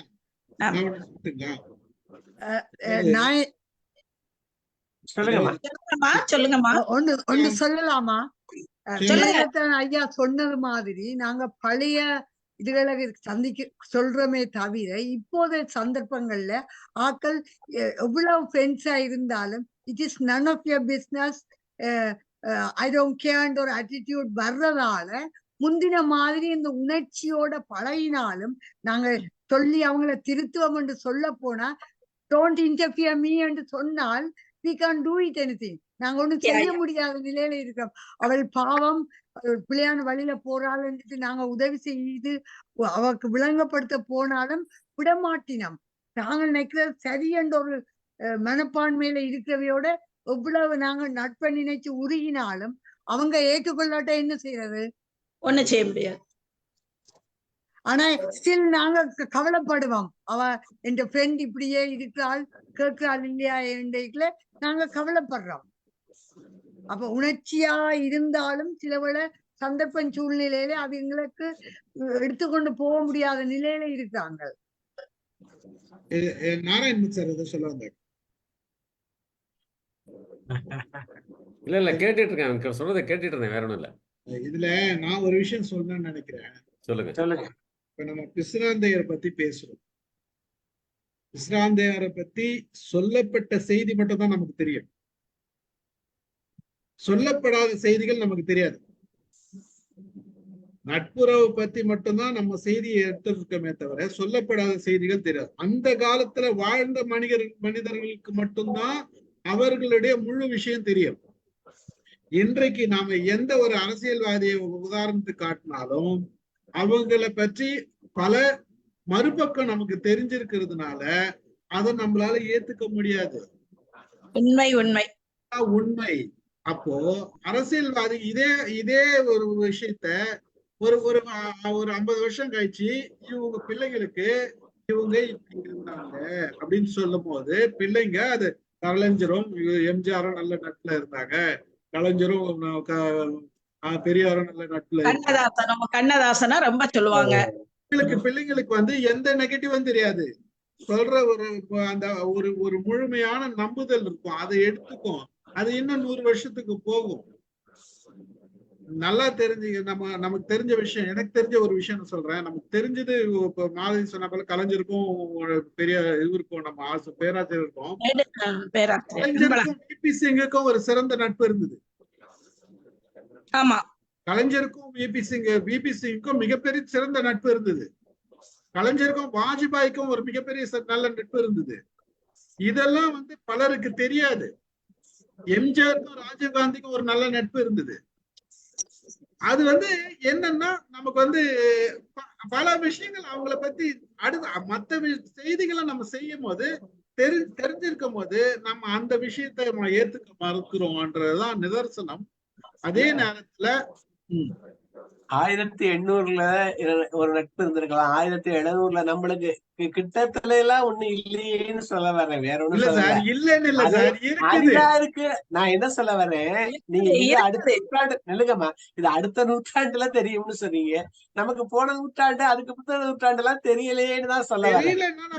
இது ரொம்ப அறிவு, அதாவது இது அவ்வளவு கிட்ட எழுது இல்லை, இது அரிதானதுன்னு சொல்லுறேன், வேற ஒண்ணும் பதிவு பண்ணல. காந்திக்கும் நேருக்கும் நல்ல நட்பு இருந்தது நம்ம சரி இல்லைங்களா? காந்திக்கும் இங்க நேருக்கும் நல்ல நட்பு இருந்தது. அதாவது பல செய்திகள் நம்ம இடையே இருக்குது. இருக்கிற விஷயங்கள் நம்ம எடுத்து பேசணும்னா செலக்ட் பண்ணி பேசணும்னா பேசலாம்ன்றதுதான் என்னுடைய கருத்து. சிம்பிளா ஒண்ணு சொல்றேன் சார். மக்களுக்கு வந்து அரசியல்வாதிகள் மேலயும் சினிமா ஸ்டார் மேலயும் ஃபெமிலியரா இருக்கிறவங்க மேல மட்டும்தான் ஈர்ப்பு இருக்கு சார். அதனால அவங்கள தேடி தேடி அவங்களோட என்னென்ன இருக்குதோ அவங்கள பத்திய விஷயங்களை நம்ம சேகரிக்கிறோம். அது ஒரு சில விஷயங்களை நம்ம வச்சுக்கிறோம் சார். மத்தவங்கள பத்தி ஃபெமிலியர் இல்லாதவங்கள பத்தி நம்மளுக்கு வந்து எடுத்து சொல்றதுக்கு டக்குன்னு வர மாட்டேங்குது சார். இன்னொன்னு கூட எனக்கு இப்ப சினிமான்னு சொன்னோடனே இன்னொன்னு வந்துச்சு. ரஜினிகாந்த் வந்து தாதா சாஹிப் பால்கே விருது வாங்கினாரு. வாங்கி முடிச்சிட்டு வெளியில வந்தாரு. வெளியில வந்த பிறகு ட்ரெஸ் எல்லாம் கேக்குறாங்க. சரி, நீங்க இந்த அவார்டை வந்து நீங்க யாருக்கு டெடிகேட் பண்ண போறீங்க அப்படின்னு சொன்னோடனே அவர் வந்து அம்மாவுக்கு சொல்ல, அப்பாவுக்கு சொல்லல, ஒய்ஃபுக்கு சொல்ல, பிள்ளைங்களுக்கு சொல்ல, பேரம்பேத்திகளுக்கு, பொண்ணுங்களுக்கு யாருக்குமே சொல்லல. நான் இன்னைக்கு இந்த நிலைமையில இருக்கிறேன்னா என்னோட நண்பன், என் கூட வேலை செஞ்ச நண்பன், டிரைவர் பகதூர், அவனுக்கு தான் நான் வந்து இந்த அவார்டை நான் டெடிகேட் பண்றேன் அப்படின்னு சொல்லிட்டு அவரு சொல்றாரு. சோ அதுதான் நான் வந்து இப்ப வந்து இந்த நிகழ்ச்சிகள்லாம் எங்களுக்கு வந்து மனசுல இருக்குதுன்னா அவர் ஒரு ஃபெமிலியர் பேசுறதாலதான் வந்து எங்க மனசுல நிக்குதுன்றத நான் வந்து இந்த சொல்றேன் சார். மகிழ்ச்சி. அந்த காலத்துல சிவாஜி எம்ஜிஆர் எப்படி நட்புல இருந்தாங்கன்னு தெரியாது நமக்கு. அங்க இது இருந்தது. பட் இன்னைக்கு ரஜினியும் கமலும் நல்ல நட்புல இருக்கிறாங்க. பேசக்கூடிய செய்தி உண்மை. அதாவது பல விஷயங்கள் நம்ம வந்து எதிர்மறை கருத்துக்கள் இருக்கும். ஆனா நம்ம வந்து அதை சொல்லும் உடனே வந்து நம்ம எதிர்மறை கருத்து அப்படி இல்ல. இந்த நட்பு இருக்குதா இல்லையா, அதுதான். பல விஷயங்கள் நம்ம எடுத்துக்கலாம். இன்றைக்கு நிறைய பேர் இருக்கிறாங்க. அது நம்ம உதாரணம் காட்டுற மாதிரி காட்டலாம். எதுக்கு நம்ம அப்படின்னுட்டு நம்மள உதாரணம் காமிச்சிக்க வேண்டியதுதான். அடுத்து போயிடலாம். முகநக நட்பது நட்பன்று, நெஞ்சத்து அகநக நட்பது நட்பு. உள்ளம் கலக்காமல் முகத்தோற்றத்தில் மகிழ்ச்சி காட்டி நட்பு செய்வது நல்ல நட்பு ஆகாது. நெஞ்சத்தின் உள்ளேயும் மகிழ்ச்சியோடு நட்பு செய்வதுதான் நல்ல நட்பு. புலியூர் கேசிகனோட உரையது. வரதராசனார் என்ன சொல்றாருன்னா, முகம் மட்டும் மலரும்படியாக நட்பு செய்வது நட்பன்று, நெஞ்சமும் மலரும்படியாக உள்ளன்பு கொண்டு நட்பு செய்வதே நட்பு ஆகும்.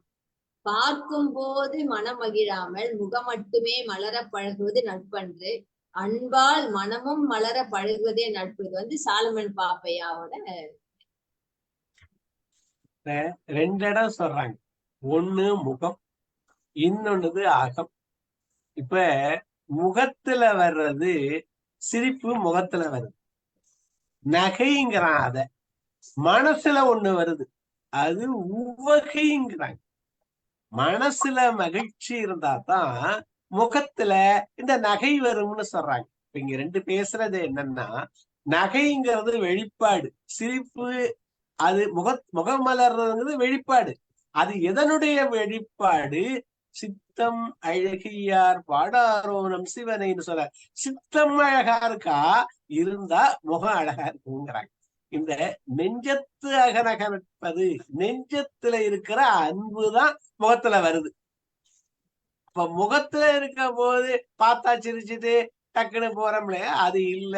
நெஞ்சத்துல இருக்கணுங்கிற நட்பு இருக்கணுங்கிறத ரொம்ப நெஞ்சத்துல இருக்க அன்பு, அதான் உள்ளத்துல இருக்கிறது அகம். அகத்தின் இது அழகு முகத்தில் தெரியும்னு சொல்றாங்க. அகத்தின் அழகு முகத்தில் தெரியுங்கிறாங்க. அது மகிழ்ச்சியா இது பண்றது. அந்த ஒரு ஸ்டேஜ், முதல் ஸ்டேஜ் மத்தது இருக்கக்கூடாது, 2வது ஸ்டேஜ் இருந்தாதான் நல்லது. அதுதான் சிறந்த நட்பு. அது உண்மைதான். ஒரு நண்பனே அவர் என்ன சொல்றாருன்னா, வெறும் புறத்துல பேசும்போது நம்மளும் பேசுவோம். யாராவது திடீர்னு பார்த்துட்டோம்னா ஒரு பொது நாகரிகத்துக்காக அவங்ககிட்ட பேசுவோம்னு வச்சுக்கோங்களேன். அத வந்து ஆனா உள்ளத்துக்குள்ள இவன் வந்துட்டான், நல்ல ஆளு, இவன் எல்லாம் ஒரு ஆளு அப்படின்னு உள்ளத்துக்குள்ள சொல்லுவோம். வெளிப்படையா வாங்க வாங்க நல்லா எப்படிப்பா இருக்கு, பார்த்து ரொம்ப நாள் ஆட்சி இவன அப்படியெல்லாம் நம்ம அதாவது உள்ளத்தால் விளக்கம் கொள்வாருங்கிறாரு. அது வந்து நட்பு கிடையாது. நண்பனை கண்ட உடனேயே உள்ள உவகை கொள்ளணுமா, ஆகா எவ்வளவு நாளாச்சு கேட்டா உன்னை பார்த்து அப்படியெல்லாம் நம்ம பேசுவோம். அந்த மாதிரி. அது மட்டுமல்ல, ஒரே நேரத்துல நிகழணுங்கிறாங்க. 2ம் ஒரே நேரத்துல நிகழும். அது நம்ம உள்ள வந்து அந்த நண்பனை நினைச்ச மாத்திரத்திலேயே நம்ம மனசுல அந்த புன்னகை வரணுமா. அப்படி நமக்கு சில வேளை அப்படி வரும். அப்படி நினைத்த மாத்திரத்திலேயே ஒரு மகிழ்ச்சி வரும் இல்லையா? அந்த மகிழ்ச்சி அவரை காண நம்ம மனம் ஏங்கி கொண்டே இருக்கணுமா. எப்ப பார்ப்போம் நம்ம நட்பை, எப்ப பார்ப்போம் அப்படின்ட்டு. அது மாதிரியான ஒரு நல்ல நட்பு தான். அதுதான் ரொம்ப அழகான இந்த பாட்டுல முகநக நட்பு நட்பு அன்று உறவுல நிகழுது. பேரனை நினைச்சா, குட்டி பேரனை நினைச்சாவே நமக்கு மனசு ஒரு மகிழ்ச்சி ஆகுது. இதுவும் மகிழ்ச்சி ஆகுது. அது எக்ஸ்டெண்ட் ஆகணும். இது உறவுங்கிறது, நட்புங்கிறது உறவாகணுங்கிறதான் சொல்றாரு. உள்ளத்துல போறதுன்னா என்ன, நெஞ்சத்துல போறதுன்னா என்ன, அது உறவாகணுங்கிறது. நம்மலாம் சின்ன பிள்ளைங்களா இருக்கும்போது ஸ்கூல் லீவு, அந்த மாதிரி லீவு நேரத்துல எல்லாம் வீட்டுல இருந்துட்டோம்னா நம்ம எப்ப ஸ்கூலுக்கு போவோம், நம்மளோட ஃப்ரெண்ட்ஸ் எல்லாம் பார்ப்போம் அப்படின்னு சொல்லிட்டு ஒரு ஈகரா வெயிட் பண்ணுவோம்ல. அது வந்து சின்ன வயசுல இருந்த நட்பு. அதுல வந்து பொறாமையோ எதுவுமே இருக்காது அப்படின்றதுதான் நான் சொல்ல வரேன். கரெக்ட் தான். நெஞ்சத்துல பொறாமையெல்லாம் இல்ல, அதனால அது ரொம்ப மகிழ்ச்சியா தெரியுதுங்கிறது. அடுத்த குரல்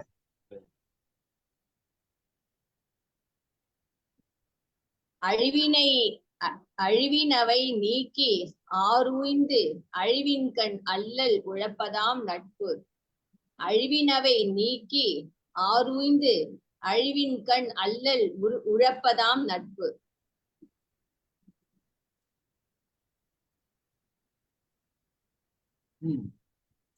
அழிவை தரும் தீமைகளிலிருந்து நீக்கி நல்ல வழியில் நடக்க செய்து அழிவு தந்த காலத்தில் உடனிருந்து துன்பத்தோடு நட்பாகும். துன்பப்படுவதே நட்பாகும். அதாவது அழிவு வர நேரத்திலையும் கூட இருக்கிற தான் சிறந்த நட்புன்றத சொல்றாரு. அழிவு தரும் வழிகளில் நண்பன் சென்றால் தடுத்து நல்ல வழியில் அவனை செலுத்தி அவனுக்கு கேடு வரும் என்றால் அதை அவனுடன் பகிர்வது நட்பு. சாலமன் பாப்பையா சொல்றாரு. நண்பனை தீய வழி சென்று கெட்டுவிடாமல் தடுத்து அவனை நல்வழியில் நடக்க செய்து அவனுக்கு தீங்கு வரும் காலத்தில் அந்த தீங்கின் துன்பத்தை பகிர்ந்து கொள்வதே உண்மையான நட்பாகும். கருணாநிதியா சொல்றார். அழிவை தரும் தீமைகளிலிருந்து நீக்கி நல்ல வழியில் நடக்க செய்து அழிவு வந்த காலத்தில் உடனிருந்து துன்பப்படுவதே நட்பாகும். வரதராசனார் சொல்றாரு. அவன் கஷ்டப்படுற காலத்துல கஷ்டப்படு, அவன் எதனா தீய வழியில போனானா அவனை வந்து அந்த நேரத்துல திருத்தணும் அப்படின்னு சொல்லிட்டு சொல்றாங்க. அதுதான் வந்து ஒரு நல்ல நண்பன். 2 விஷயம். உறாமை முன்னீக்கி வராம காக்கணுமா, வந்துட்டா அதுக்கு நம்ம மருந்தா இருக்கணும். அதாவது ஒரு விஷயம் வராம அல்லல் வராம காக்கணும். அப்படி வந்துருச்சுன்னு வச்சுக்கோங்க, அந்த அல்லல் உழந்துட்டா அதுல நம்ம அவனுக்கு ஒரு தீர்வாக அமையணுங்கிறது மாதிரி 2 விஷயம் இதுல.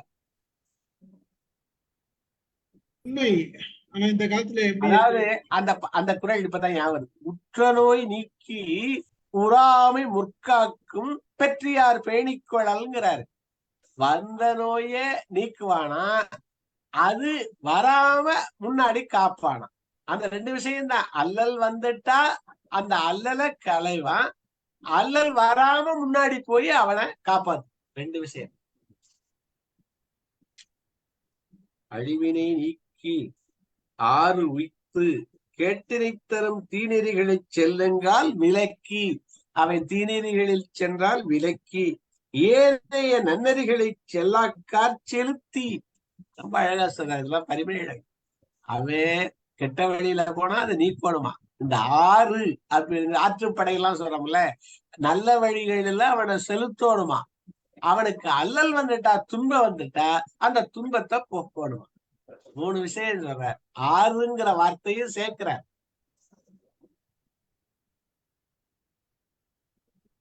அதுல அந்த துன்பத்தோட அவனுடைய துன்பத்தோட தானும் பகிரணும் அப்படின்னு சொல்றாரு. அல்லல் அந்த துன்பத்தை நீக்கிறது இல்லாம அந்த துன்பத்தை தானும் ஏற்றுக்கொண்டு வாழ்வதற்கு பிறகு அதோட அதுதான் நட்பு. துன்பத்தை விளக்குவது கூட விடாம. இதுல 3 செயல்கள் சொல்றாரு சார். 1, துன்பத்தை துன்பமான செயல்களை அவன் ஈடுபடுற போது ஈடுபடாம செய்யணுங்கிறாரு. நல்ல செயல்களை அவனை ஆறுங்கிற சொல்லு இருக்கு பாத்தீங்களா, செலுத்தணுங்கிறாரு. அப்புறம் துன்பம் வந்துருச்சுன்னு வச்சுங்க, அவனோட சேர்ந்து இவன அந்த துன்பத்தை போக்கணும் அப்படிங்கிற 3 செயல்கள் சொல்லப்படுது இந்த குறள்ல. அழிவினை நீக்கி 6 அழிவின்கண் அல்லல் விளப்பதா. நான் பார்த்துருக்கேன். சில உடல் நலம் குன்றி இருக்கும்போது கூட இருந்து தானும் அந்த அவரோட கஷ்டப்பட்டு அந்த அவரை வந்து நல்ல நிலைக்கு கொண்டு வர்ற நண்பர்கள்லாம் பார்த்துருக்கேன் நான். சினிமால கரெக்டா இருக்கும் சார் அதெல்லாம். இல்ல சார், இல்ல மேடம், நான் நேர்ல பார்த்துருக்கேன். நிஜத்துல இருக்காங்க. நிஜத்துல ரொம்ப ரேர், ஆனா ரொம்ப ரேரு. நிறைய பேர் ஹாஸ்பிட்டலுக்கு போனா ஆள் இருக்க மாட்டேங்கிறாங்க. சில நண்பர்கள் போய் கூட இருந்து உடன் அனுபவிப்பதேங்கிறாரு. அந்த உலகதாங்கிறதுல அவனும் சேர்ந்து அதை அனுபவிக்கிறான். அனுபவிச்சுதான் அதை அவனை காப்பாத்துறாரு. அதுல இருந்து ஆனா என் ஃப்ரெண்டோட மதர் வந்து உடம்பு சரியில்லைன்னு என் ஃப்ரெண்டு கால் பண்ணேன். எப்ப விடிய 1 மணிக்கு, நைட்டு 1 மணிக்கு, 2 மணிக்கு, 3 மணிக்கு ஓடிடுவோம். ஓடிட்டு கூடவே இருக்கும். விடிய காலையில விடிகிற வரைக்கும் கூட இருந்து அந்த டாக்டர் எல்லாம் வந்து பார்த்து கொண்டு இருக்கிற வரைக்கும் கூட இருந்துட்டு அதுக்கப்புறம் வேற யார் வந்த பிறகு வருவோம். அந்த மாதிரிலாம் கூட இருந்திருக்கோம். அந்த மாதிரி ஒரு நட்பு வட்டாரத்துல நாங்க நல்லா பழகியிருக்கோம். அந்த மாதிரி நிறைய பழகியிருக்கோம். பல இன்னல்கள்ல கூட இருந்திருக்கோம். அது இது வந்து அது வேற எதுவுமே தெரியாது. ஃப்ரெண்டு, அவங்களுக்கு ஒரு பிரச்சனை கூட இருக்கும், அவ்வளவுதான். அந்த ஒரு விஷயம் தான் இருக்குமே தவிர மற்றபடி எதுவுமே தெரியாது. அந்த மாதிரி நேரங்கள்ல நம்ம கூட பலர் இருந்திருக்கிறாங்க. அது ஒரு நல்ல குடும்ப நண்பர்களாகவும் இருந்திருக்கிறோம். சாதாரணமா ஸ்கூல்ல பள்ளிக்கூடத்துல படிச்ச தோழர்கள் தான் இன்றைக்கும் ஒரு நல்ல குடும்ப நண்பர்களாகவும் இருக்கிறோம். அது இன்னைக்கு வரைக்கும் நான் நிறைய என்னோட ஓல்டு ஃப்ரெண்ட்ஸ் எல்லாம் இன்னைக்கு வரைக்கும் நல்லா மெயின்டைன் இருக்காங்க. நிறைய ஃப்ரெண்ட்ஸ் எனக்கு எக்கச்சக்கமான ஃப்ரெண்ட்ஸ். எங்க பார்த்தாலும் ஃப்ரெண்ட்ஸ் கிடைச்சிடுவாங்கன்னு வச்சுங்களேன். தெரியும், மைண்டே தெரியும் எனக்கு நிறைய.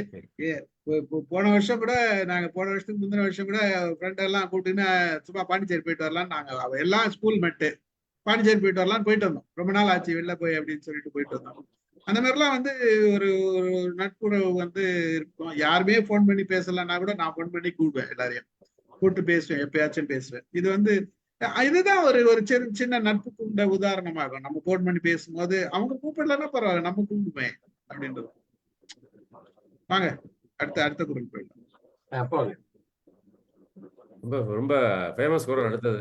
உடுக்கை இழந்தவன் கை போல ஆங்கே இடுக்கண் களைவதாம் நட்பு.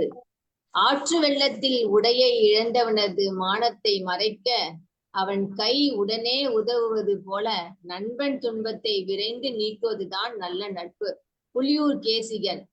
உடை நெகிழ்ந்தவனுடைய கை உடனே உதவி காப்பது போல அப்போதே சென்று துன்பத்தை களைவது நட்பு. வரதராசனார். பலர் முன்னே ஆடை நழுவும் போது உடனே சென்று உதவும் கை போல நண்பனுக்கு துன்பம் வந்த போது உடனே சென்று போக்குவதே நட்பு. சாலமன் பாப்பையா. கருணாநிதி என்ன சொல்றாருன்னா, அணிந்திருக்கும் உடை உடலை விட்டு நழுவும் போது எப்படி கைகள் உடனடியாக செயல்பட்டு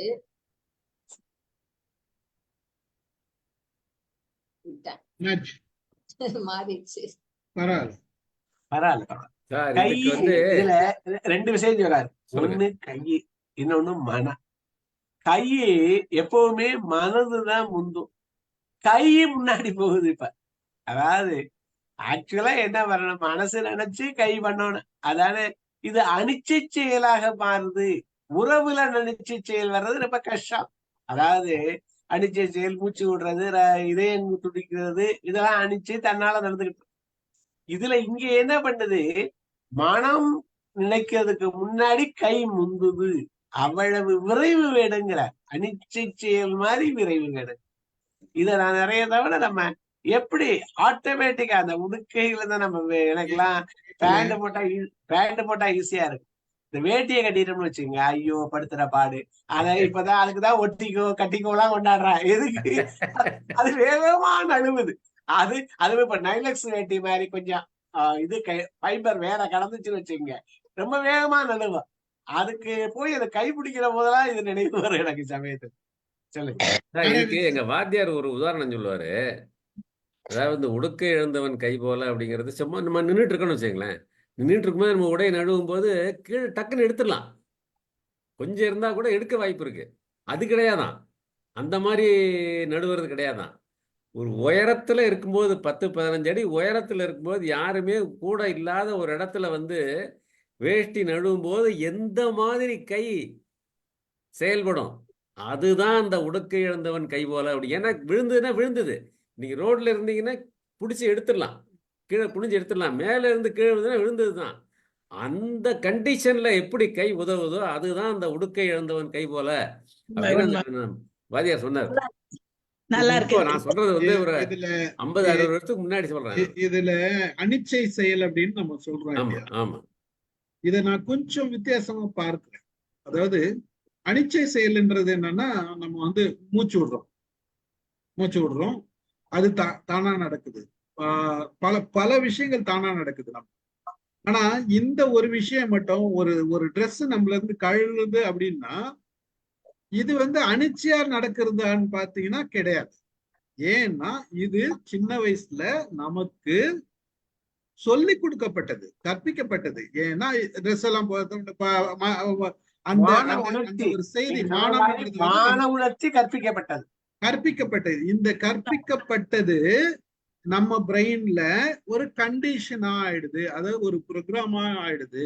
இந்த ப்ரோக்ராமிங் நமக்கு எப்படி கற்பிக்கப்பட்டு நாம எப்படி உடனடியா செயல்படுற அளவுக்கு நம்ம பிரெயின்ல ஸ்ட்ராங்கா ஒரு ப்ரோக்ராம வச்சிருக்கிறோமோ, அந்த மாதிரி ஒரு கண்டிஷன்ல உன்னோட தோழமை இருக்கணும். உண்மை. தோழமைக்கு ஒரு உணர்வுன்னு வரும்போது எதையும் யோசிக்க கூடாது, டக்குன்னு போயிடணும். அந்த அந்த கண்டிஷனுக்கு நீங்க உங்க பிரெயினை தயார் பண்ணணும்ன்றத உளவியல் சொல்லியிருக்காரு அவர். அழகு அழகு. இந்த இடத்துல வந்து ரொம்ப அழகான உளவியல தான் சொல்லியிருக்காரு. அதுதான் வந்து எல்லாருமே அனிச்சை செயல் கிடையாது. அனிச்சை செயல்ன்றது தானா நடக்குது, நம்மள மீறி நடக்கிறது, நம்ம உடம்புல இருக்கிறது. பிளட் போகுதுன்னா பிளட் ரத்த ஓட்டம், அது அனிச்சை செயல். ஹார்ட் துடிக்குதுன்னா துடிக்குது. பட் இது வந்து கற்பிக்கப்பட்ட விஷயம், கற்பிக்கப்பட்டு நமக்கு புகுத்தப்பட்டது, அதை உள்வாங்கி வச்சிருக்கோம். இது கற்பிக்கப்படலைன்னா இதை செய்ய மாட்டான் மனுஷன். ஆமா. இந்த மாதிரி விஷயத்த எவ்வளவு அளவுக்கு நுணுக்கமா யோசிச்சு இத வந்து அந்த அளவுக்கு நட்புன்றது இருக்கணும், அந்த நட்புக்கு எவ்வளவு முக்கியத்துவம் கொடுக்கணும்ன்றதுதான் அவர் சொல்லியிருக்காரு. அதுதான் இந்த இடத்துல முழுக்க முழுக்க நான் பார்க்கிறேன். உண்மைதான். அதாவது நான் சொல்ல வந்தது எனக்கு என்னன்னா, இதுல ஒரே ஒரு வருத்தம் என்னன்னா, ஆண்கள் தான் இந்த மாதிரியான நட்பெல்லாம் வந்து மெயின்டைன் பண்ண முடியுமே தவிர பெண்களால முடியாது சார். ஏன்னா அவங்க வந்து ஒரு இடத்துல இருக்கிறாங்க, பிறக்கிறது ஒரு இடம், வாழறது ஒரு இடம். அதனால அவங்களால நட்பை மெயின்டைன் பண்ணுவாங்க. ஆனா இப்ப இந்த ஜெனரேஷன், இந்த ஆண்ட்ராய்டு போனு, செல்போன் வந்த பின்னர் இந்த பிள்ளைங்க ஓரளவுக்கு ஹெல்ப் பண்றாங்க. டக்குன்னு ஏதோ ஒரு மெசேஜ் போட்டோன்னே டக்குன்னு போய் ஹெல்ப் பண்றாங்க. நைட்ல தைரியமா போறாங்க. டக்குன்னு வாசல்ல நமக்கு வந்து ஒரு போன் பண்ண உடனே கேப் வந்து வாசல்ல நிக்குது. அந்த பயம் இல்லாத எல்லாம் போறாங்க. ஆனா எங்கள மாதிரி இருந்தவங்க நாங்க நட்பெல்லாம் நிறைய விட்டுட்டோம் இல்ல சார். அதுல வந்து எனக்கு நிறைய ஒரு வருத்தம் உண்டு சார் எனக்கு. இந்த திருக்குறள் வந்து அந்த காலத்திலேயே வள்ளுவர் எல்லாம் எழுதியிருக்காருன்னா எல்லாம் ஆண்களுக்காக தான் அவர் அதுக்குதான் சொல்றாரு, உணர்ச்சி தான் நட்பாம் கிழமை தரும்னு சொல்லிட்டாரு. தினம் பார்க்கணுங்கிறது இல்ல, தினம் தொடர்புல இருக்கணுங்கிறது இல்ல.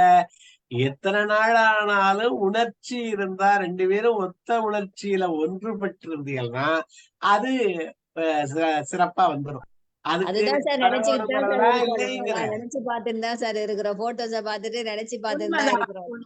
உண்மைதான் மாலதி. நமக்கு வந்து சின்ன வயசுல இருந்து, ஏன்னா ஒண்ணு பெண் நண்பர்களா இருந்தாலும் அவங்க வீட்டுல உள்ள சூழல்ல அவங்க நம்மகிட்ட பேசாம இருக்கலாம், நம்ம பேசாம இருக்கலாம். ஆண் நண்பர்கள்னு வரும்போது நம்ம வீட்டுல உள்ளவங்க புரிஞ்சுக்கிட்டாதான் நம்ம ஆண் நட்பை தொடர முடியும். அப்படி நிறைய விடயங்கள் இருக்கு. உண்மை நீங்க சொல்றது. அனிச்சை செயலை அத கொண்டாந்து உறவுல வைக்கிறாரு. அதாவது இதுல ரொம்ப சிறப்பு என்னன்னா, நீங்க அனிச்சை செயல்ங்கிறது அது நமக்கு தெரியாம நடக்கிறது. ஆனா உறவுல கொண்டாந்து அதை வைக்கிற போதுதான் அது ரொம்ப சிறப்பாகுது. அத உடுக்கை இழந்தவங்க அதுக்காக தான் அனிச்சை செயல்னு சொன்னேன். அதாவது சரிதான், அதையும் மீறி சில விஷயங்கள் இருக்குதுன்றத நான் சொல்ல வரேன். இங்க வைக்கிறாருன்னா அப்ப எவ்வளவு இது ஒரு அனிச்சை செயலை தானே நடந்துகிட்டு இருக்க செயலை உறவுல ஒரு கான்சியஸா செய்ய வேண்டிய இடத்துல கொண்டாந்து வைக்கிறாருல, அதைத்தான் சொல்றேன். இல்ல அததான் நான் வேற ஒரு கோணத்துல பாக்குறேன். என்னன்னா அவர் இந்த அளவுக்கு சொல்லியிருக்காருன்னா அப்ப நீ எந்த அளவுக்கு உன்னுடைய உறவுன்றது இருக்கணும்ன்றதுதான் அங்க முக்கியத்துவம். அதேதான், 2 பேரும் ஒண்ணதான்.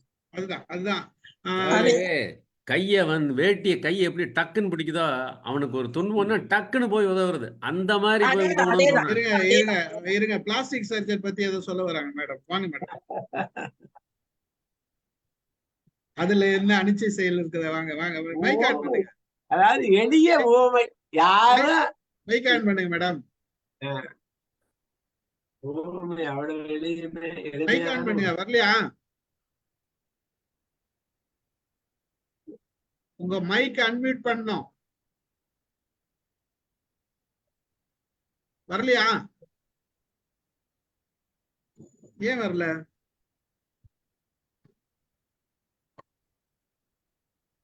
Sivakumar sir, Murugesa Pandian sir, Chakrapani sir, நீங்க எல்லாம் இருக்கிறீங்களா இல்லையா? நாங்க பாட்டு பேசினே இருக்கிறோம். சிவகுமார் சார் வாசிப்பாரு. வாங்க சிவகுமார் சார், வாங்க. செல்வா வாங்க. செல்வா இன்னைக்கு திருக்குறள்னா கரெக்டா வந்துட்டாரு இன்னைக்கு. ரொம்ப மகிழ்ச்சி. ஐயா, நீங்க விவாதிக்கிறத நாங்க ஏற்றுக்கொள்கிறோம். சார் சொல்லுங்க. வாங்க அலமேல் மேடம், என்னாச்சு? மைக் ஆன் பண்ணுங்க. சரி, லாக் அவுட் பண்ணிட்டு லாகின் பண்ணுங்க. அன்மியூட். ஓகே. நான் நல்லா இருக்குன்னு தூக்கச்சே கை ஹேண்ட்ஸ் ரைஸ் ஆயிடுச்சு சார். நான் இன்னும் கொஞ்சம் கேட்டுக்கிறேன். அது பரவாயில்ல. அது ஒண்ணும் பிரச்சனை. கொஞ்சம் கேட்டுக்கிறேன். பேசுங்க. நீங்க எதனா பேசணும்னா பேசுங்க. என்ன சார் நட்பா? 7, 8, 9 குறளுக்கு போங்க. 7, 8, 9க்கு போங்க. வாங்க செல்வா பேசுங்க. இனிமேல் தான் வாசிக்க போறோம் சார். 7,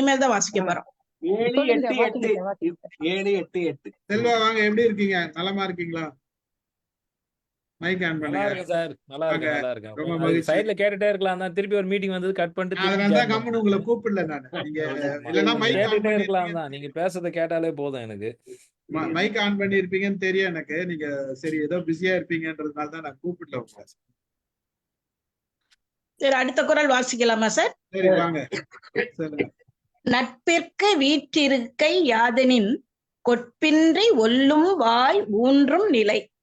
நட்பிற்கு வீற்றிருக்கை யாதெனின் கொட்பின்றி ஒல்லும் வாய் ஊன்றும் நிலை. 789வது குறள். நட்பிற்கு சிறந்த இலக்கணம் எது என்றால் கேட்காமலேயே தேவையறிந்து தாங்கும் தன்மையே என்று சிவயோகியாரும், நட்புக்கு சிறந்த நிலை எது என்றால் எப்போதும் வேறுபடுதல் இல்லாமல் முடியும் போதெல்லாம் உதவி செய்து தாங்கும் நிலை என்று வரதராசனாரும், நட்பின் அரியணை எது என்றால் எப்போதும் மாறாமல் முடிந்த போது எல்லாம் ஒருவருக்கு ஒருவர் உதவுவதே ஆகும் என்று சாலமன் பாப்பையாவும், மன வேறுபாடு கொள்ளாமல் தன்னால் இயலும் வழிகளெல்லாம் துணை நின்று நண்பனை தாங்குவதுதான் நட்பின் சிறப்பாகும் என்று கலைஞரும் விளக்கம் தருகிறார்கள். நம்ம என்ன விளக்கம் தரப்போறோம்? நட்பிற்கு வீற்றிருக்கையாதலில் நட்புக்கு உயர்ந்த நிலைமை. இதெல்லாம் நட்பு அப்படின்னு சொல்லணும்னா எதை சொல்லலாங்கிற அவன் தளர்வு அடைய போது எல்லாம் நம்மள ஒரு ஊன்றுகோல், அதாவது வழுக்குற நிலத்துல ஊன்றுகோல் தேவை அப்படின்னு சொல்றாங்க. அது வழுக்காம இருக்குது. அது மாதிரி நம்மளுடைய நட்பு ஊன்றுகோலா இருக்கணும். அவன் தளர்ந்த போது நம்ம நட்புல அவன் ஊன்றிக்கணும். கொல்லும் வகையான் என்றவரை நம்மளால அவனுடைய தளர்ச்சியை போக்குறதா அமைகிறதா நட்புங்கிறாங்க. அது எதுல தளர்ச்சிங்கிற ஒரு வார்த்தை வருது. அதுக்கு பரிமேலழகர் சொல்றாரு, அறச்செயல்கள்ல இருந்து தளர்ச்சி அப்படின்னு சொல்றாரு. தளர்ச்சி வந்த போது அப்படின்னா அவனே குடிகாரன்ல தளர்ச்சி அந்த மாதிரி விஷயங்கள் இல்ல. சூது அதுல தளர்ச்சி எல்லாம் இல்ல.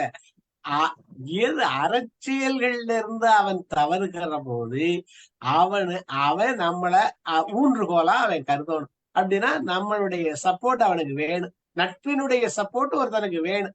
எப்பவெல்லாம் அறத்துல தவறுறானோ அப்ப எப்படி எல்லாம் பண்ணிருக்கான். நகுதர் பொருட்டன்று நட்பு போய் இடித்தற பொருட்டுன்னு சொல்றாரு. அவன் தவறுற போது நம்ம அவனை இடிச்சும் பண்ணலாம். அதுதான் 3 விஷயம் சொல்றாரு. ஒன்று, அந்த அவனை தளர விடாம பாத்துக்கிறது. தளர்ந்துட்டான்னா அவனுக்கு ஒரு உதவியா இருந்து நம்மளும் அனுபவிச்சு அவனை அதுல இருந்து காப்பாத்துறது. இந்த மாதிரி எந்தெந்த வகையில முடியுமோ அவனுக்கு ஒரு ஊன்றுகோலாக நம்ம அமையணும் அப்படிங்கிறது நான் பாக்கிறேன். இப்ப ரீசெண்டா பேப்பர்ல வந்து தந்தி பேப்பர்ல வந்து நினைவில் நின்றவர்கள் அப்படின்னு போட்டு பரிசுக்காக ஒரு சிலர் நம்ம நடந்த சம்பவங்களை எழுதுவாங்க சார். அதுக்கு 100 ரூபாய் ஏதோ பிரைஸ் கொடுப்பாங்க. அதுல வந்து ஒரு ஆர்டிகல் வந்திருந்தது, அதுல படிச்சேன். என்னன்னா ஒருத்தர் ஃப்ரெண்டா இருக்கிறாங்க 2 பேரும். ஒருத்தருக்கு 1 லட்சம் ரூபாய் அவர் வந்து பைசா கொடுத்துருக்கிறாரு. கொடுத்தவர் வந்து இறந்து போயிட்டாரு. அவர் இறந்து அவரோட காரியம் எல்லாம் முடிஞ்ச பின்னரும் அவரோட 2 பிள்ளைங்க வந்து அவர் காசு யார் கையில கொடுத்தாரோ அவர்கிட்ட போய் கேக்குறாங்க, இந்த மாதிரி எங்க அப்பா உங்க கையில ஏதாவது பைசா வாங்கினாரா, காசு வாங்கினாரா அப்படின்னு சொல்லிட்டு. அவர் என்ன சொல்றாரு, நான் எதுவுமே கொடுக்கலப்பா உங்க அப்பாவுக்கு அப்படின்னு சொல்றாரு. ஏன்னா அவர் 1 லட்சம் ரூபாய் கொடுத்துருக்கிறாரு. நீங்க ஏன் அப்படி சொல்றீங்க அப்படின்னா, இல்ல நான் எதுவுமே கொடுக்கல அப்படின்னு இவர் சொல்றாரு. அப்ப அந்த பசங்க என்ன சொல்றாங்க, நீங்க கொடுக்கலன்னு சொல்றீங்க, ஆனா எங்க அப்பா வந்து உங்ககிட்ட நான் 1 லட்சம் ரூபாய் வாங்கினேன்னு சொல்லிட்டு டைரியில நோட் பண்ணி வச்சிருக்கிறாரு. நாங்க அதை பார்த்துட்டு தான் வந்து உங்ககிட்ட பணத்தோட வந்திருக்கிறோம், நாங்க உங்ககிட்ட கேக்குறோம் அப்படின்னு சொன்னாங்களாம். நீங்க ஏன் கொடுக்கல அப்படின்னு சொல்றீங்க அப்படின்னு சொன்னப்ப அவர் சொன்னாரா, என் நண்பன் வந்து என்கிட்ட பைசாவை கொடுக்கும் போது நான் கஷ்டப்படுறேன், நான் உங்ககிட்ட பைசா வாங்கியிருக்கேன் அப்படின்ற விஷயத்த என் பிள்ளைங்களுக்கு நீங்க சொல்லக்கூடாது எந்த காரணத்தை கொண்டு அப்படின்னு சொல்லிட்டாரு. அதனால நான் வந்து இப்ப அவர் இறந்துட்டாரு, இருந்தாலும் அவன் சொன்ன சொல்ல நான் பாதுகாக்கணும், நான் காப்பாத்தணும். அதனால வந்து நான் வந்து நீங்க அவங்க பையன்களா இருந்தா கூட நான் அதை சொல்லக்கூடாது அப்படின்றத நான் வந்து அதனாலதான்ப்பா உங்ககிட்ட சொல்லல அப்படின்னு சொல்லிட்டு அவரு விளக்கம் கொடுத்தாராம். அப்ப அந்த 2 பசங்களும் அவர் கால்ல விழுந்து சாஷ்டாங்கமா விழுந்து கும்பிட்டுட்டு வந்தாங்களாம். இதை வந்து நான் பேப்பர்ல படிச்சேன் சார். இதுதான் அருமை அருமை. பிரமாதமான ஒரு உதாரணம். நல்லா படிக்கிறிய, படிச்சத நல்ல நேரத்துல சரியான நேரத்துல பயன்படுத்திக்கிறிய. ரொம்ப மகிழ்ச்சி எனக்கு. நல்ல உதாரணம். அந்த தந்தி பேப்பர்ல வரும் சார் எப்பவுமே.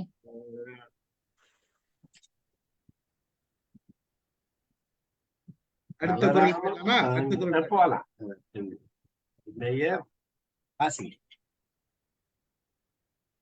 சரி, ஆனா இந்த காலத்துல நம்ம வந்து ரொம்ப ஃப்ரெண்டா இருந்தா கூட அவங்க கேட்காமையோ அவங்க வேண்டாங்கிற சமயத்திலும் நம்ம போய் ஹெல்ப் பண்ணக்கூடாது. இவர் திருவள்ளுவர் சொல்ற மாதிரி வேறுபாடு இல்லாமல் முடியும் நேரமெல்லாம் சென்று உதவணும்னு போட்டிருக்கேன்.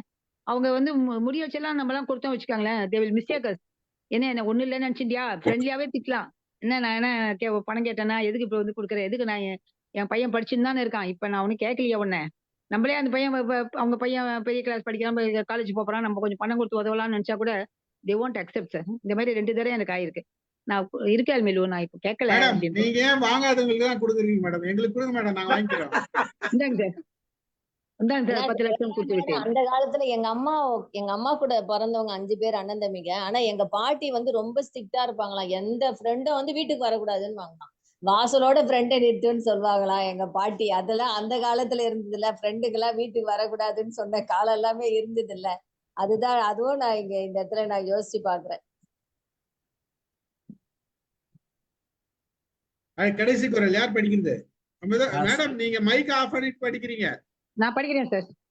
மேடம் படிக்கிறாங்களா? கடைசி குரல் நான் ஒரே ஒரு அர்த்தம் தான் சொல்லுவேன். இளைய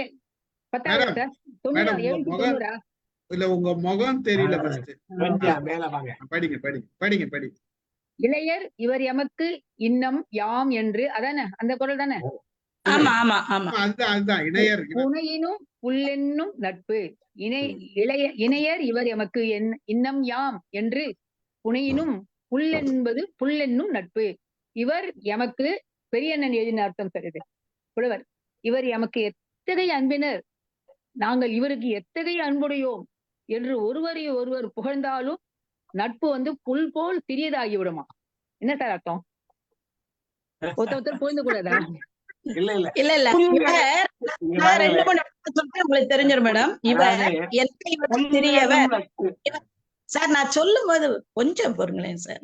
சரி பரவாயில்ல, நீங்க சொல்லுங்க சொல்லுங்க. நான் விளக்கம் தான் சொல்ல வந்தேன், உங்களை மாதிரி விளக்கம் சொல்லல. இந்த பொருள் விளக்கம் மேடத்துக்கு. படிச்சிடுங்க வேலை மேல மேடம் படிங்க. என்னை விட சிறியவர் இவர் இப்படி ஒரு உறவுக்காரர் என்று சொல்லும் பொழுது சிறுமைப்படும் நட்பு. இது சிவயோகி சொல்றார். இவர் எமக்கு இத்தன்மையவர், யாம் இவர்க்கு இத்தன்மை உடையோம் என்று புனைந்துரைத்தாலும் நட்பு சிறப்பிழந்து போய்விடும். வரதராசனர் கூறுகிறார், இவர் எமக்கு இத்தனை அன்புடையவர், நாம் இவருக்கு அப்படியே என்று ஒருவரை ஒருவர் அலங்காரமாக பாராட்டி சொன்னாலும் நட்பு அற்பத்தனமாக போய்விடும். சாலமன் பாப்பையா. நண்பர்கள் ஒருவருக்கொருவர் இவர் எமக்கு இத்தன்மை உடையவர், யாம் இவருக்கு இத்தன்மை உடையவர் என்று செயற்கையாக புகழ்ந்து பேசினாலும் அந்த நட்பின் பெருமை குன்றிவிடும் என்று கலைஞரும் விளக்கம் சொல்கிறார். அதாவது ஒருவர் பாராட்டி பேசுறதுல கூட நட்பு போய்விடும். அதுதான் இதுல முக்கியமான விஷயம், துதி பாடாதீங்கன்றதுதான். கூடாது ஒண்ணு. இப்ப ஆக்சுவலா இப்ப மாலதி சொன்ன கதை பொருந்தது, ரொம்ப அழகா பொருந்தது பாருங்க. புல் எனும் நட்பு. புல்லுனா சிறுமையுடையது, இருக்கிறதுலே புல்லு புல் பூண்டு மாதிரி. அவர் சொல்றாரு, நட்புங்கிறது மனசுல இருக்கணும். இவனுக்கு நான் இவ்வளவு சிறந்தவன்னு சொன்னாலும், இவனுக்கு நான் இவ்வளவு சிறந்தேன்னு சொன்னாலும் அந்த இடத்துல நட்பு புல்லா போயிருச்சு, அவ்வளவு சிறுமை அடைஞ்சு போச்சுங்கிறது தான். அதாவது நம்ம ஒரு இவர் எனக்கு ரொம்ப வேண்டியவருன்னு நான் சொல்றேன், நீங்க சாரு அப்படி எனக்கு இவ்வளவு காலம் நட்பு இன்னொருத்தட்ட சொல்றோம். அப்ப அது நட்பு மனசுல இல்ல, அந்த நட்பு வார்த்தைகள்ல சேருகிற நட்பு. அது புல்லறிவான்மைன்னு சொல்றது மாதிரி அது ரொம்ப அற்பமான நட்புங்கிற. உயர்ந்த நட்புனா உணர்வுகள் ஒன்றுனதுதாங்கிறதுதான் இந்த 10 குறட்பாக்கள்லயும் பெறப்படுகிறது. நம்ம கூட சொல்லாமே மனசுலயே நினைச்சுப்போம்ல சார், நம்ம இந்த அம்மாக்கு நல்ல ஃப்ரெண்டு தான், அவங்க நம்மளுக்கு நல்ல ஃப்ரெண்டு மனசுல நினைச்சுட்டு, அது கூட தப்பா?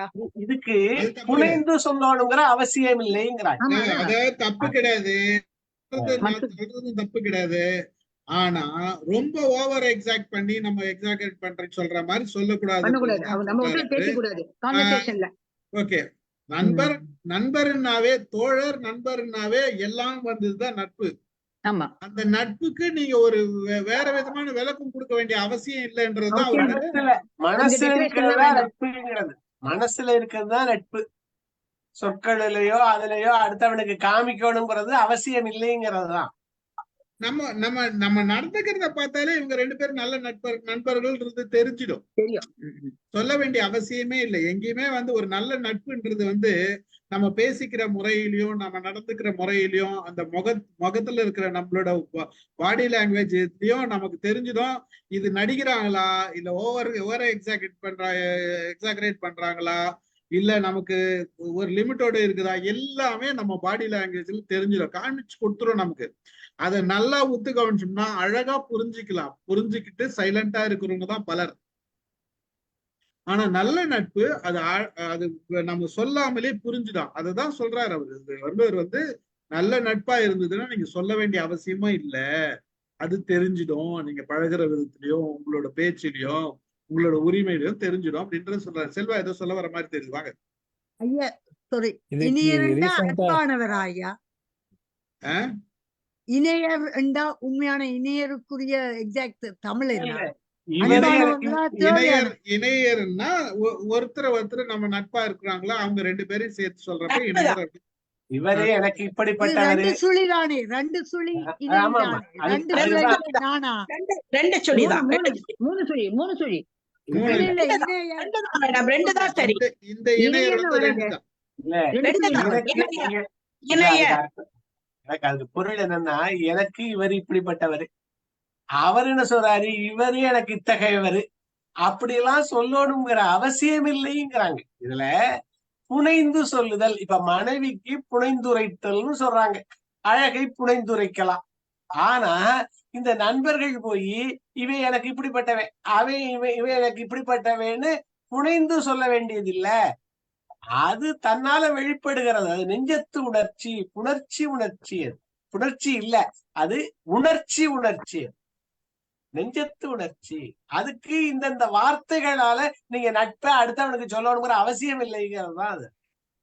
செல்வா வாங்க. நன்றி. இணைனா என்ன மேடம்? இணைனா இன்ன, இத்தனை, வருத்தம், இதெல்லாம் பொருள் அதுக்கு. இணையர்னா இணைய இணை ஒரு 2 ஒரு சுழி தான். சொல்லி 2 சுழி தான். ஒரு 3 சொல்லி சுழி கிடையாது. இணையர்னா நட்பு உண்டா? ஃப்ரெண்டா? ஃப்ரெண்டுக்கு பேரும் இணையரா? இப்படிப்பட்டவர் இப்படிப்பட்டவர் இப்படிப்பட்டவர், இத்தனை, வருத்தம் அப்படியெல்லாம் அதுக்கு பொருள் இருக்கு. ஓகே. ஓ இணை இணை இப்படி இருந்ததுக்கு இணையர் அப்படின்னு சொல்லலாமா? இந்த கதை எப்படி இருந்தது அப்படிங்கிறதுக்கு இவரு எனக்கு இப்படிப்பட்டவரு, இணையர்னா இப்படிப்பட்டவரு, இவ்வளவு சிறந்தவர். எனக்கு சென்டென்ஸ் சொல்லுங்க சார், சென்டென்ஸ் சொல்லுங்க இணையர. இல்ல, எனக்கு ஸ்டீபன் ராஜ் ரொம்ப வேண்டியவரு நான் செல்வாட்ட சொல்றேன். ஆமா எப்படி சொல்லுங்க? சொல்லுங்க அதுதான் சொல்லுங்க. இணையர். எனக்கு இணையர். இப்படிப்பட்டவரு, இத்தன்மைத்தானவரு. இல்ல அது அலமே சென்டென்ஸ் மேடம் அலமே மேடம் அதாவது அந்த அந்த வார்த்தை வந்து இப்போ வழக்குல இல்ல. எனக்கு அதனால நீங்க இப்படிப்பட்டவரு அதுக்குதான் இந்த இது சொல்றாங்க. அலமே இணையர். மேடம் இணையர்னு சொன்னா ஹஸ்பண்ட் அண்ட் ஒய்ஃபை இணையர்னு சொல்லுவாங்க. அது அது 2 சுழி மூணு சுழி இணையனா? அது அது 3 மூணு சுழி இணையனா? கரெக்ட். அதனால இது இணையர் 2 சுழியோட இருக்கிறது கரெக்ட். இல்ல இது இது இணையர் தான். இணையர், இணை என்று பெயர். இணை, இன்ன. லதா மேடம் அது இது சொல்லுங்களேன். சாரி மேடம் அது சென்டென்ஸ்ல சொல்லுங்க இணையர. இல்ல, எனக்கு இவரு ரொம்ப வேண்டியவர்னு சொல்றோம்னு வச்சுக்கோங்க. மேடம் அது கேட்கல சார். இணையர் என்ற வார்த்தையை பயன்படுத்தி ஒரு சொல் ஒரு வார்த்தை வாக்கியம் சொல்லுங்க சார். சொல்றாங்க. வாக்கியம் சொல்லுங்கன்னு சொல்றாங்க. இப்போ நம்முடைய இப்ப ஸ்டீவன் சார் அவர்கள் மிகச்சிறந்த உளவியல் அறிஞர். ஆமா அது கேட்கலாம் மேடம். இணையரை சொல்லுங்க, இணையரை வச்சு சொல்லுங்க. இப்போ வந்து இணையருக்கு அர்த்தம் இது. அது இணையர் வச்சு கேட்கல. அது புரியுது மேடம். அவங்களுக்கு அது புரியுது. இணையர் அவங்க என்ன சொல்றாங்கன்னா, நான் சொல்றேன் ஒரே நிமிஷம். அலமேலு மேடம் அவங்க என்ன சொல்றாங்கன்னா, இப்ப வந்து நான் வந்து ஸ்டீஃபன் சார் வந்து எனக்காக உயிரையும் கொடுப்பாரு, அப்படிப்பட்ட ஒரு நண்பர் நான் சொல்றேன். இல்ல சார் அது சென்டென்ஸ்ல சொல்லுங்க சார். சென்டென்ஸ் வேற என்ன சென்டென்ஸ்? இல்ல அவர் வந்து எனக்கு நண்பரா என்ன வேணா பண்ணுவாரு, நானே போய் பெருமையா சொல்லிக்கிறேன். ஸ்டீபன் ராஜ் இணையர் எமக்கு. Use in sentence. யூஸ் இல்ல ஸ்டீபன் ராஜ் இணையர் எமக்கு. only meaning. Madam Stephen Raj இணையர் எமக்கு. மேடம் செல்வா என்னுடைய 30 வருஷ இணையர். ஓகே போதுமா? Thank you. அவ்வளவுதான், அதான் கேட்டேன். இணையர்ன்றது நவுனா அட்ஜெக்டிவா? ஆனா இப்ப நீங்க இணையர்னு சொன்னீங்கன்னா யாருக்கும் புரியாது. அதனால அந்த வார்த்தை மாறிடுது இப்ப பொருள். அது சொல்ல முடியாது. இப்படிப்பட்டவர், அதாவது இணையருக்கு பொருள் இப்படிப்பட்டவர். அதாவது இணையருக்கு வந்து பொருள் வந்து நட்பு, புரிதல் வேற. கணவன் மனைவிக்கு மட்டும்தான் இணையர்னு இப்ப பயன்படுத்துறோம். அதனால அது 3 சுழி இணையனா? என்ன சார்? அது 3 சுழி இணையனாவுக்கு கணவன் மனைவிக்கு சொல்லும் போது புரிதல் வந்து வந்துருது இல்ல. நீங்க என்ன இல்ல, இது இனம்ங்கிறதுல இருந்து வருது சார். ஆமா சார். ஆனா வந்து நீங்க சொல்லும் போது வார்த்தை கேட்கிறவங்களுக்கு புரிதல் வந்து இணையரா அப்படின்றது அது மாதிரி போயிடுது. அந்த மாற்றம் வருது இல்ல. அதனாலதான் சொல்றேன். அதுதான், வேற ஒண்ணும் கிடையாது. நாராயணன் சொல்ல வரான்னு நினைக்கிறேன். சொல்லுங்க. மைக் அட்மிட் பண்ணுங்க. அதாவது அவங்க சொல்றது வந்து இணையர். அந்த 3 சுழி வந்து இணையர். இது வந்து இணையர். இணையர் அப்படிங்கிறதுனா ஒருத்தருடைய குவாலிட்டியை சொல்லிட்டு இவர் இப்படிப்பட்டவர் அப்படின்னு சொல்றதுக்கு அந்த இணையர்ங்கிற வார்த்தையை யூஸ் பண்றோம். இப்ப வழக்குல இல்ல. அது பிரச்சனை என்னன்னா வழக்குல இல்ல, அவ்வளவுதான். அதுதான் விஷயம். வழக்குல இல்ல. வழக்குல இல்லாதனால அதை நம்ம பயன்படுத்தக்கூடாது. நீங்க எங்கன்னா பயன்படுத்துறதா பயன்படுத்தி பாருங்க மேடம், உங்களுக்கு ரியாக்ஷன் தெரியும். தமிழ் தெரியலன்றாங்க.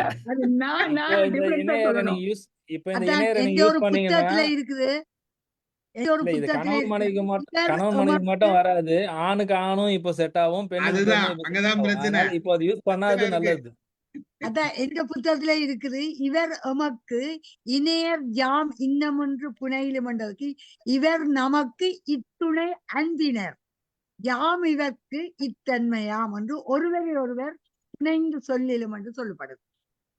இன்னொரு இனியர் ஒரு அர்த்தம் இருக்கு சார். இனியருக்கு வந்து தருபவர், இனிமை தருபவர் மகளிர். இனியர் அது வேற. இனியவர் சொல்றாங்கல்ல, இனியவர் இனியவள். ஸ்வீட்டின்னு சொல்றல, ஸ்வீட்டின்னு சொல்றல, அதுதான் இனியவர். Okay okay. இனம்னு சொல்றோம்லமா, தேசிய இனம்னு சொல்றோம், எங்கள் இனம்னு சொல்றோம். அந்த இனம்ங்கிற வார்த்தையில இருந்து வருது. அது 2 சொல்லி நானா. சுற்றம், நிறை, பசுக்கூட்டம், இனம், தொடர்பு. அது வேற மேடம், அது வேற. அது வேற. தமிழ் தமிழ் இனம்னு சொல்றோம்னு வச்சுக்கோங்க, ஒரு மரபு சொல்றோம்ல, தமிழ் இனம், தமிழ் இனம், குலம், அந்த மாதிரி இனம்ங்கிறது தான் இணைய கூட்டம், ஒரு கூட்டம். நல்லது, கரெக்ட் தான். மகிழ்ச்சி. இணையங்கிற புக் இல்ல சார், தமிழ் கௌரா தமிழ் அகராதி இல்ல இந்த புக்ல இல்ல. Correct, right. சார் இப்ப நம்ம ஃப்ரெண்ட் வேற யாரும் சொல்றாங்க நம்மளை பத்தி, உங்க ஃப்ரெண்டு ரொம்ப நல்லா, நீங்க 2 பேரும் ரொம்ப திக் ஃப்ரெண்ட்ஸ், தெரியுது, நல்லா பண்றீங்க, நல்லா இவ்வளவு அன்பா இருக்கீங்களே அப்படின்னா நெருங்கிய தோழர் சொன்னா இருந்தோம். அடுத்தவர் சொன்னா சரி, நம்மளே சொல்லிக்கிறோம். அதாவது சொல்லுங்க, 2 பேரும் நம்ம 2 பேரும் நண்பர்கள் தான். நான் உங்களையும் நீங்க என்னையும் சொல்லக்கூடாதுங்கிறாரு. No praising of each other. Okay, correct. எப்படி சொல்றாரு சார் திருக்குறள்? என்னெல்லாம் பேசுறாரு, ஒரு நானும் பேசுறாரு. நண்பர்கள், நீங்களும் நானும் நண்பர்கள் மேடம். அப்ப நான் உங்களை பத்தியும் நீங்க என்ன பத்தியும் சொல்லக்கூடாது. வேற யாரும் சொல்லலாம். அவங்க நம்மளை வியந்து, இப்ப நம்ம கர்ணனையும் துரியோதனனையும் சொல்றோம், கபிலரையும் பாரியையும் சொல்றோம், அப்படிலாம் அந்த காலத்துல உள்ளவங்க சொல்றோம்ல, ஆண்டனியும் ஜூலியஸ் சீசரையும் சொல்றோம். அது மாதிரிதான். சரி சார், சரிங்க மேடம். இப்ப நம்ம ஃப்ரெண்ட்ஸ், ரொம்ப ஃப்ரெண்ட்ஸ். இப்ப நான் திடீர்னு கோவம் வந்து உங்களை திட்டுறேன், நீங்க என்ன திட்டுறீங்க, அதுக்கு என்ன சொல்றாரு திருக்குறள், திருவள்ளுவர்? அதான் செய்யணும்ன்றாரு. அது செய்யணும்ன்றாரு. எதுக்காக திட்டுறீங்க? திட்டினாலும் ஃப்ரெண்ட்ஷிப் போக கூடாதுங்கிறாரு. பொருட்டண்டு நட்பு குறள்ல சொல்றாரு. வெறுமனே நம்ம சந்தோஷமா இருக்கிறது மட்டும் நட்பு கிடையாது, இடித்து உரைக்கும் போது பொறுப்பு கொள்வதே நட்புங்கிறாரு. Okay, thank you. கெடுப்பாறை இல்லாத ஏமரா மன்னன் கெடுப்பாறை இல்லாதும் கெடும். Correct, correct. நீங்க ஒண்ணும் கவலைப்படாதீங்க மேடம், யார் திட்டாலும் நீங்க வாங்கிக்கீங்க, கூடதான் வச்சுக்கணும். அந்த திட்டுதலுடைய நோக்கம் தான் முக்கியம். அதாவது திட்டுறது கிடையாது, அதாவது எடுத்து உரைக்கிறது தான். இடித்து உரைக்கிறதுன்னு நம்ம சொல்றது அவர் சொன்னது, நம்ம எடுத்து உரைக்கிறதுன்னு எடுத்துக்கலாம். ஒரே ஒரு இந்த 10 குறள்ல இருந்து இந்த நட்புக்கு ஒரு 10 குவாலிட்டி நம்ம எடுக்க முடியுமா? ஆமா சார், அளவா எடுக்கலாம். ஒண்ணு சொல்லலாம். ஒண்ணு வந்து உதவி செய்யறது. நட்புங்கிறது சிங்குலரா ப்ளூரல் சார்? நட்புக்கள் ஆர் நட்பா? என்னுடைய இனிய நட்பேன்னு சொல்லலாமா, நட்புகளேன்னு சொல்லணுமா? நம்ம எல்லாரையும் பார்த்து நட்புன்னு சொல்லும் போது சிங்குலர் தான் மேடம். அதுக்கு நட்புக்கள், அதாவது இங்க பாருங்களேன், பண்பு பேருக்கு ப்ளூரல் தேவையில்லை.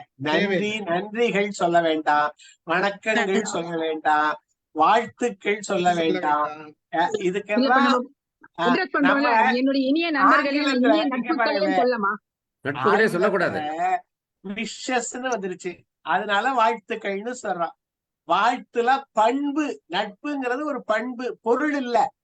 பொருட்களுக்கு தான் பண்பு, பண்பு உண்டு. ஒரு நம்ம ஃப்ரெண்ட் சொல்றோம் சார், அன்பு நண்பர்கள் சொல்லலாம் மேடம், நண்பர்கள் சொல்லலாம். ஓகே, நட்புகள் சொல்ல முடியாது, ஏன்னா அது பன்மை கிடையாது, பண்புல வந்துருது. வர்பு இல்லையா? வர்பு இல்லையா? நட்பு நட்புனா பெயர் சொல் இல்லையா? நட்பு வந்து பெயர் சொல்லு, பட் ஆனா அப்ஸ்ட்ராக்ட் நவுன். அப்ஸ்ட்ராக்ட் நவுனுக்கு ப்ளூரல் கிடையாது. Okay, thank you sir. Plural இல்ல. நீங்க நான் என்னோட நட்பை பத்தி ஒரு வார்த்தை சொல்லாங்களா? 60 ஆண்டுகளாக நாங்க ஸ்கூல் படிக்கிற காலத்துல 1963 இருந்து நாங்க 3 பேரும் ரொம்ப நெருங்கிய நண்பர்களா இருக்கோம். அதுல ஒருத்தர் முகமது ஃபாரூக்னுட்டு, அவரு இபியில ஒர்க் பண்ணிட்டே இருக்க டங்கு கேன்சர் வந்துட்டாரு. டங்கு கேன்சர் வந்து சாகிற நேரத்துல அவரு தெளிவா அவர் ஸ்லேட்டை வாங்கி, அவர் கடைசி நேரத்தை அவருடைய வெளிப்பாடு எப்படி படுத்துனா, பையனை ஸ்லேட்டை கொண்டு வர சொல்லுவாரு, அதுல எழுதிதான் காண்பிப்பார். அவரால் முடியாத நிலைமை இருந்தது. அப்ப ஒரு வார்த்தை எழுதினார், என்னுடைய குடும்பத்தை பார்த்து கொள்ளவும். அவ்வளவுதான், ஒரே வரி எழுதி அவரு அழிச்சிட்டார். அதை என்னை காட்டிட்டு அழிச்சிட்டார். கடைசியில் அவர் இறந்ததுக்கு அப்புறம் அவருடைய குடும்பத்துக்கு என்ன அப்ரோச் பண்ணாங்க. அவங்க பையன் வந்துட்டு கிரசன்ட் இன்ஜினியரிங் காலேஜில் சேர்க்கணுன்னாங்க, சேர்த்து விட்டேன். அது முடிச்ச உடனே அவன் சாஃப்ட்வேர் இன்ஜினியர் ஆனான். ஹைதராபாத்ல ஒரு கம்பெனில இருந்து இது வந்தது. ஹைதராபாத்துக்கு நானே கூட்டிட்டு போய் ஃப்ளைட்ல கூட்டிட்டு போயிட்டு ஒரு வாரம் அங்கே தங்கியிருந்து அந்த கம்பெனில சேர்த்து விட்டு அவங்களுக்கு வந்துட்டு அந்த இடத்துல ஹைதராபாத்ல ஒரு முஸ்லீம் ஏரியாவில் ஒரு வீடு பார்த்து அவனுடைய அம்மா அக்கா வந்து ஒரு விடோ அக்கா ஒண்ணுக்குது, அதுக்கு 2 பொண்ணுங்க. இவங்க எல்லாரையும் கொண்டுகிட்டு மறுபடியும் சென்னைக்கு நாங்க வந்து சென்னை இவங்க எல்லாரும் கூட்டிக்கிட்டு போயிட்டு அந்த வீட்டுல குடி வச்சுட்டு அதுக்கப்புறம் தான் நான் ரிட்டர்ன் ஆகுனேன். இன்னைய வரைக்கும் அந்த குடும்பம் ரொம்ப நன்றி உள்ளவங்களா ஒரு நல்ல ஒரு கான்டாக்ட்ல இருக்காங்க. இது என்னுடைய நண்பருக்கு செய்த நன்றியா நான் நினைச்சுக்கிட்டு இன்னை வரைக்கும் ரொம்ப சந்தோஷப்பட்டிருக்கேன். இன்னொரு நண்பர், அவரு ரயில்வேல கார்டா இருந்தார். நாங்க எவ்வளவோ சொன்னோம், இந்த திருக்குறளை இப்ப நீங்க சொல்லும் போல அதான் நான் நினைச்சிட்டு இருந்தேன். எவ்வளவு சொன்னோம், அவர் எங்க பேச்சை கேட்காத. முதல்ல கள்ளு குடிக்க ஆரம்பிச்சாரு, அப்புறம் சாராயம் குடிக்க ஆரம்பிச்சாரு, அதுக்கப்புறம் மதுபானம் என்னென்ன இருக்குது எல்லாத்தையும் சாப்பிட ஆரம்பிச்சாரு, பான் பராக்கு அதுன்னு எல்லாத்தையும் போட ஆரம்பிச்சாரு. எவ்வளவோ சொன்ன கேட்கல. கடைசியில நாங்க செய்த காரியம், நானும் இன்னொரு நண்பரும் சேர்ந்து அவர் இங்கிருந்து டிரான்ஸ்பர் ஆகி மாயவரம் பக்கம் அவங்க சொந்த ஊருக்கு அனுப்பி வச்சிட்டோம். சொந்த ஊருக்கு போனதுக்கு அப்புறம் இந்த குடியில ரொம்ப இன்னமும் மூழ்கிட்டார். ஒரு நாள் ட்ரெயின் வர்றதுக்கு முன்னாடி இவர் போய் என்ன பண்ண, தண்டவாளத்தை கையை வச்சுட்டு, நான் காடு என் மேல ட்ரெயினை ஏற்றி நான் பாக்குறேன் நானுன்னு இருந்திருக்காரு. அந்த பக்கத்துல போனவங்க எல்லாம் ஓடி வந்து பிடிச்சி இழுத்து பார்த்துருக்காங்க. ஆனா விடலை, இவர் வெட்டியா பிடிச்சிட்டார் ட்ரெயினை. அடிச்சு ஒரு கையை தூக்கிடுது, அது ரைட் ஹேண்டு. தூக்கிட்ட பிற்பாடு கொண்டு போய் பொன்மலை ஹாஸ்பிட்டல்ல போட்டிருந்தாங்க. அப்புறம் தகவல் தெரிஞ்சு நாங்கெல்லாம் போனோம். போயிட்டு பார்த்தாக்கா அந்த ஒரு கை உடஞ்சு போன கையில பேண்டேஜ் எல்லாம் போட்டு இருந்தது. அந்த கையை ஆடிக்கிட்டே சொல்றாரு, தம்பி பாத்தியா என் கைய, தம்பி என் கையை பாத்தியா அப்படின்னு ஒரு இது பண்ணார். அவரை அதுக்கப்புறம் நாங்க மறந்துட்டோம். நாங்க ஒரு முடிவு எடுத்துட்டோம், நம்ம பேச்சு கேட்காத போற வரை இதுக்கப்புறம் நம்ம என்ன சொல்லி என்ன திருத்த முடியாது அப்படின்னு சொல்லிட்டு அவரோட தொடர்பு இன்னைக்கு வரைக்கும் இல்லை. அதோட முடிஞ்சு போச்சு. இன்னொரு நண்பர் சார், அப்படிதான் நல்லது. இன்னொரு நண்பர் இன்னைய வரைக்கும் தொடர்பில் இருக்காரு, நல்ல நண்பர். கடந்த வருஷத்துல எனக்கு ஒரு வீடு ஒண்ணு கிராமத்துல ஒரு வீடு கட்டினேன். பொறுப்பு அவர்கிட்ட கொடுத்துட்டேன், பணத்தை அவர்கிட்ட கொடுத்துட்டேன், நீயே வீடு கட்டி கொடுப்பான்னு. அவரே கிட்ட இருந்து எல்லாத்தையும் கட்டி முடிச்சாரு. நான் மந்த்லி ட்வைஸ் போவேன். அப்ப போகும்போது அவரு ஆன் தி வே இங்கிருந்து செங்கல்பட்டுல இறங்கி அவரை கூட்டிக்கிட்டு தான் என் கிராமத்துக்கு போவேன். அவரை கூட்டிக்கிட்டு போவேன். ஒரு நாள் என்ன ஆச்சுன்னா, என் வீட்டுல உட்காந்து பார்த்து திடீர்னு அவருக்கு வந்து பிரெயின் வந்துட்டு வேற விதமாயி போச்சு. எல்லாத்தையும் மறந்துட்டார், சுத்தமா எல்லாத்தையும் மறந்துட்டார். நான் போய் கூப்பிடுறேன், வாப்பா வீட்டுக்கு போலான்னா, நான் ஏன் வரணும், இது என் வீடு, நான் ஏன் அந்த இடத்த விட்டு வரணும். எனக்கு ரொம்ப பயந்து போயிட்டேன். அப்புறம் என் தம்பி மனைவி எல்லாம் சேர்ந்துக்குது, மெதுவா பஸ்ல ஏற்றி அவர் கொண்டு வந்து வீட்டுல ஒப்படைச்சிட்டு வந்துட்டேன். அதுக்கப்புறம் மறுநாள் சைக்காட்ரிஸ்ட் கிட்ட கூட்டு போயிருக்காங்க. அவங்க சொல்லிக்கிறாங்க, இல்ல நீங்க ஹாஸ்பிட்டலுக்கு கொண்டுட்டு போகணும். குரோம்பேட்டில் ஒரு ஹாஸ்பிட்டலுக்கு போயிட்டு அவருக்கு பார்த்தா எல்லாரையும் மறந்துட்டார். அமெரிக்காவில இருந்து அவங்க பையனை வர வச்சாங்க. பையன் வந்த உடனே பையனை பாக்குறாரு, யாரோ மாதிரி பாக்குறாரு. ஒரு பையன் கல்பாக்கத்துல இருக்கிற, அவனை பார்த்து யாரோ பாக்குறாரு. மனைவி வந்து நீ யார் என் பக்கத்துல உட்கார, தூர போய் உட்காருன்றாரு. அனைத்தையும் மறந்துட்டார். டாக்டருங்க வந்துட்டு சொல்றாங்க, இது கொஞ்சம் லேட் ஆகும் போல தெரியுது, பார்க்கலாம்னு சொல்லி ட்ரீட்மெண்ட் பண்ணியிருந்தாங்க. ஒரு 2-3 சிட்டிங் போனாங்க. எனக்கு அந்த நேரத்தில் போக முடியாத ஒரு இதுவாக இருந்தது. ஒரு சிட்டிங்க்கு எனக்கு நான் போயிட்டேன், குரோம்பேட்டைக்கு ஹாஸ்பிட்டல் போறேன். எல்லாம் உட்காந்துட்டாங்க, டாக்டரை பார்த்துட்டு வந்து உட்காந்துருக்காங்க. டாக்டர் வந்து வெயிட் பண்ண இருக்காரு. நான் போறேன், என்னை பார்த்துட்டு ஓடி வந்து கட்டி பிடிச்சார். எல்லாருக்கும் ஒரே ஆச்சரியமா இருந்தது, என்னது இது எல்லாரையும் மறந்துட்டு இவரை கட்டி பிடிக்கிறாருன்னு. அவங்க மனைவி கேட்கறாங்க, இவர் யாருன்னு. கரெக்டா என் பெயரை சொல்றாரு, இவன் சக்கரபாணி, ஆவடியில இருந்து வரான். அவங்களுக்கு ஒரே ஆச்சரியம். உடனே டாக்டர் வெளியே வந்தார். வந்து பார்த்துட்டு, இதுதான் தேவை, இப்படிப்பட்ட நெருங்கிய பக்கத்துல இருந்துகிட்டு அவருக்கு பாருங்க, கண்டிப்பா அவர் பூரண குணம் அடைஞ்சிடுவாரு அப்படின்னு. அதுக்கப்புறம் இப்ப நான் மந்த்லி ட்வைஸ் போயிட்டு பார்த்துட்டு வரேன். போன்ல பேசும்போது என்கிட்ட தெளிவா பேசுறாரு. மற்றவங்களை கேட்டா யாரு எவருன்னு கேட்டுக்கிட்டு இன்னை வரைக்கும் அப்படித்தான் இருக்குது. இதுதான் இந்த ஒரு நண்பனுடைய சோக கதை. நாங்க 3 பேர் தான் எனக்கு க்ளோஸ் ஃப்ரெண்டா இருந்தாங்க. 3 பேருடைய இது இப்படி, இந்த 3வது நண்பர். நன்றி சார். இல்ல செல்வா, நடுவுல கொஞ்சம் பக்கத்தை காணல, நடுவுல கொஞ்சம் பக்கம் தான் இருக்குது, மத்த பக்கம் காணும்.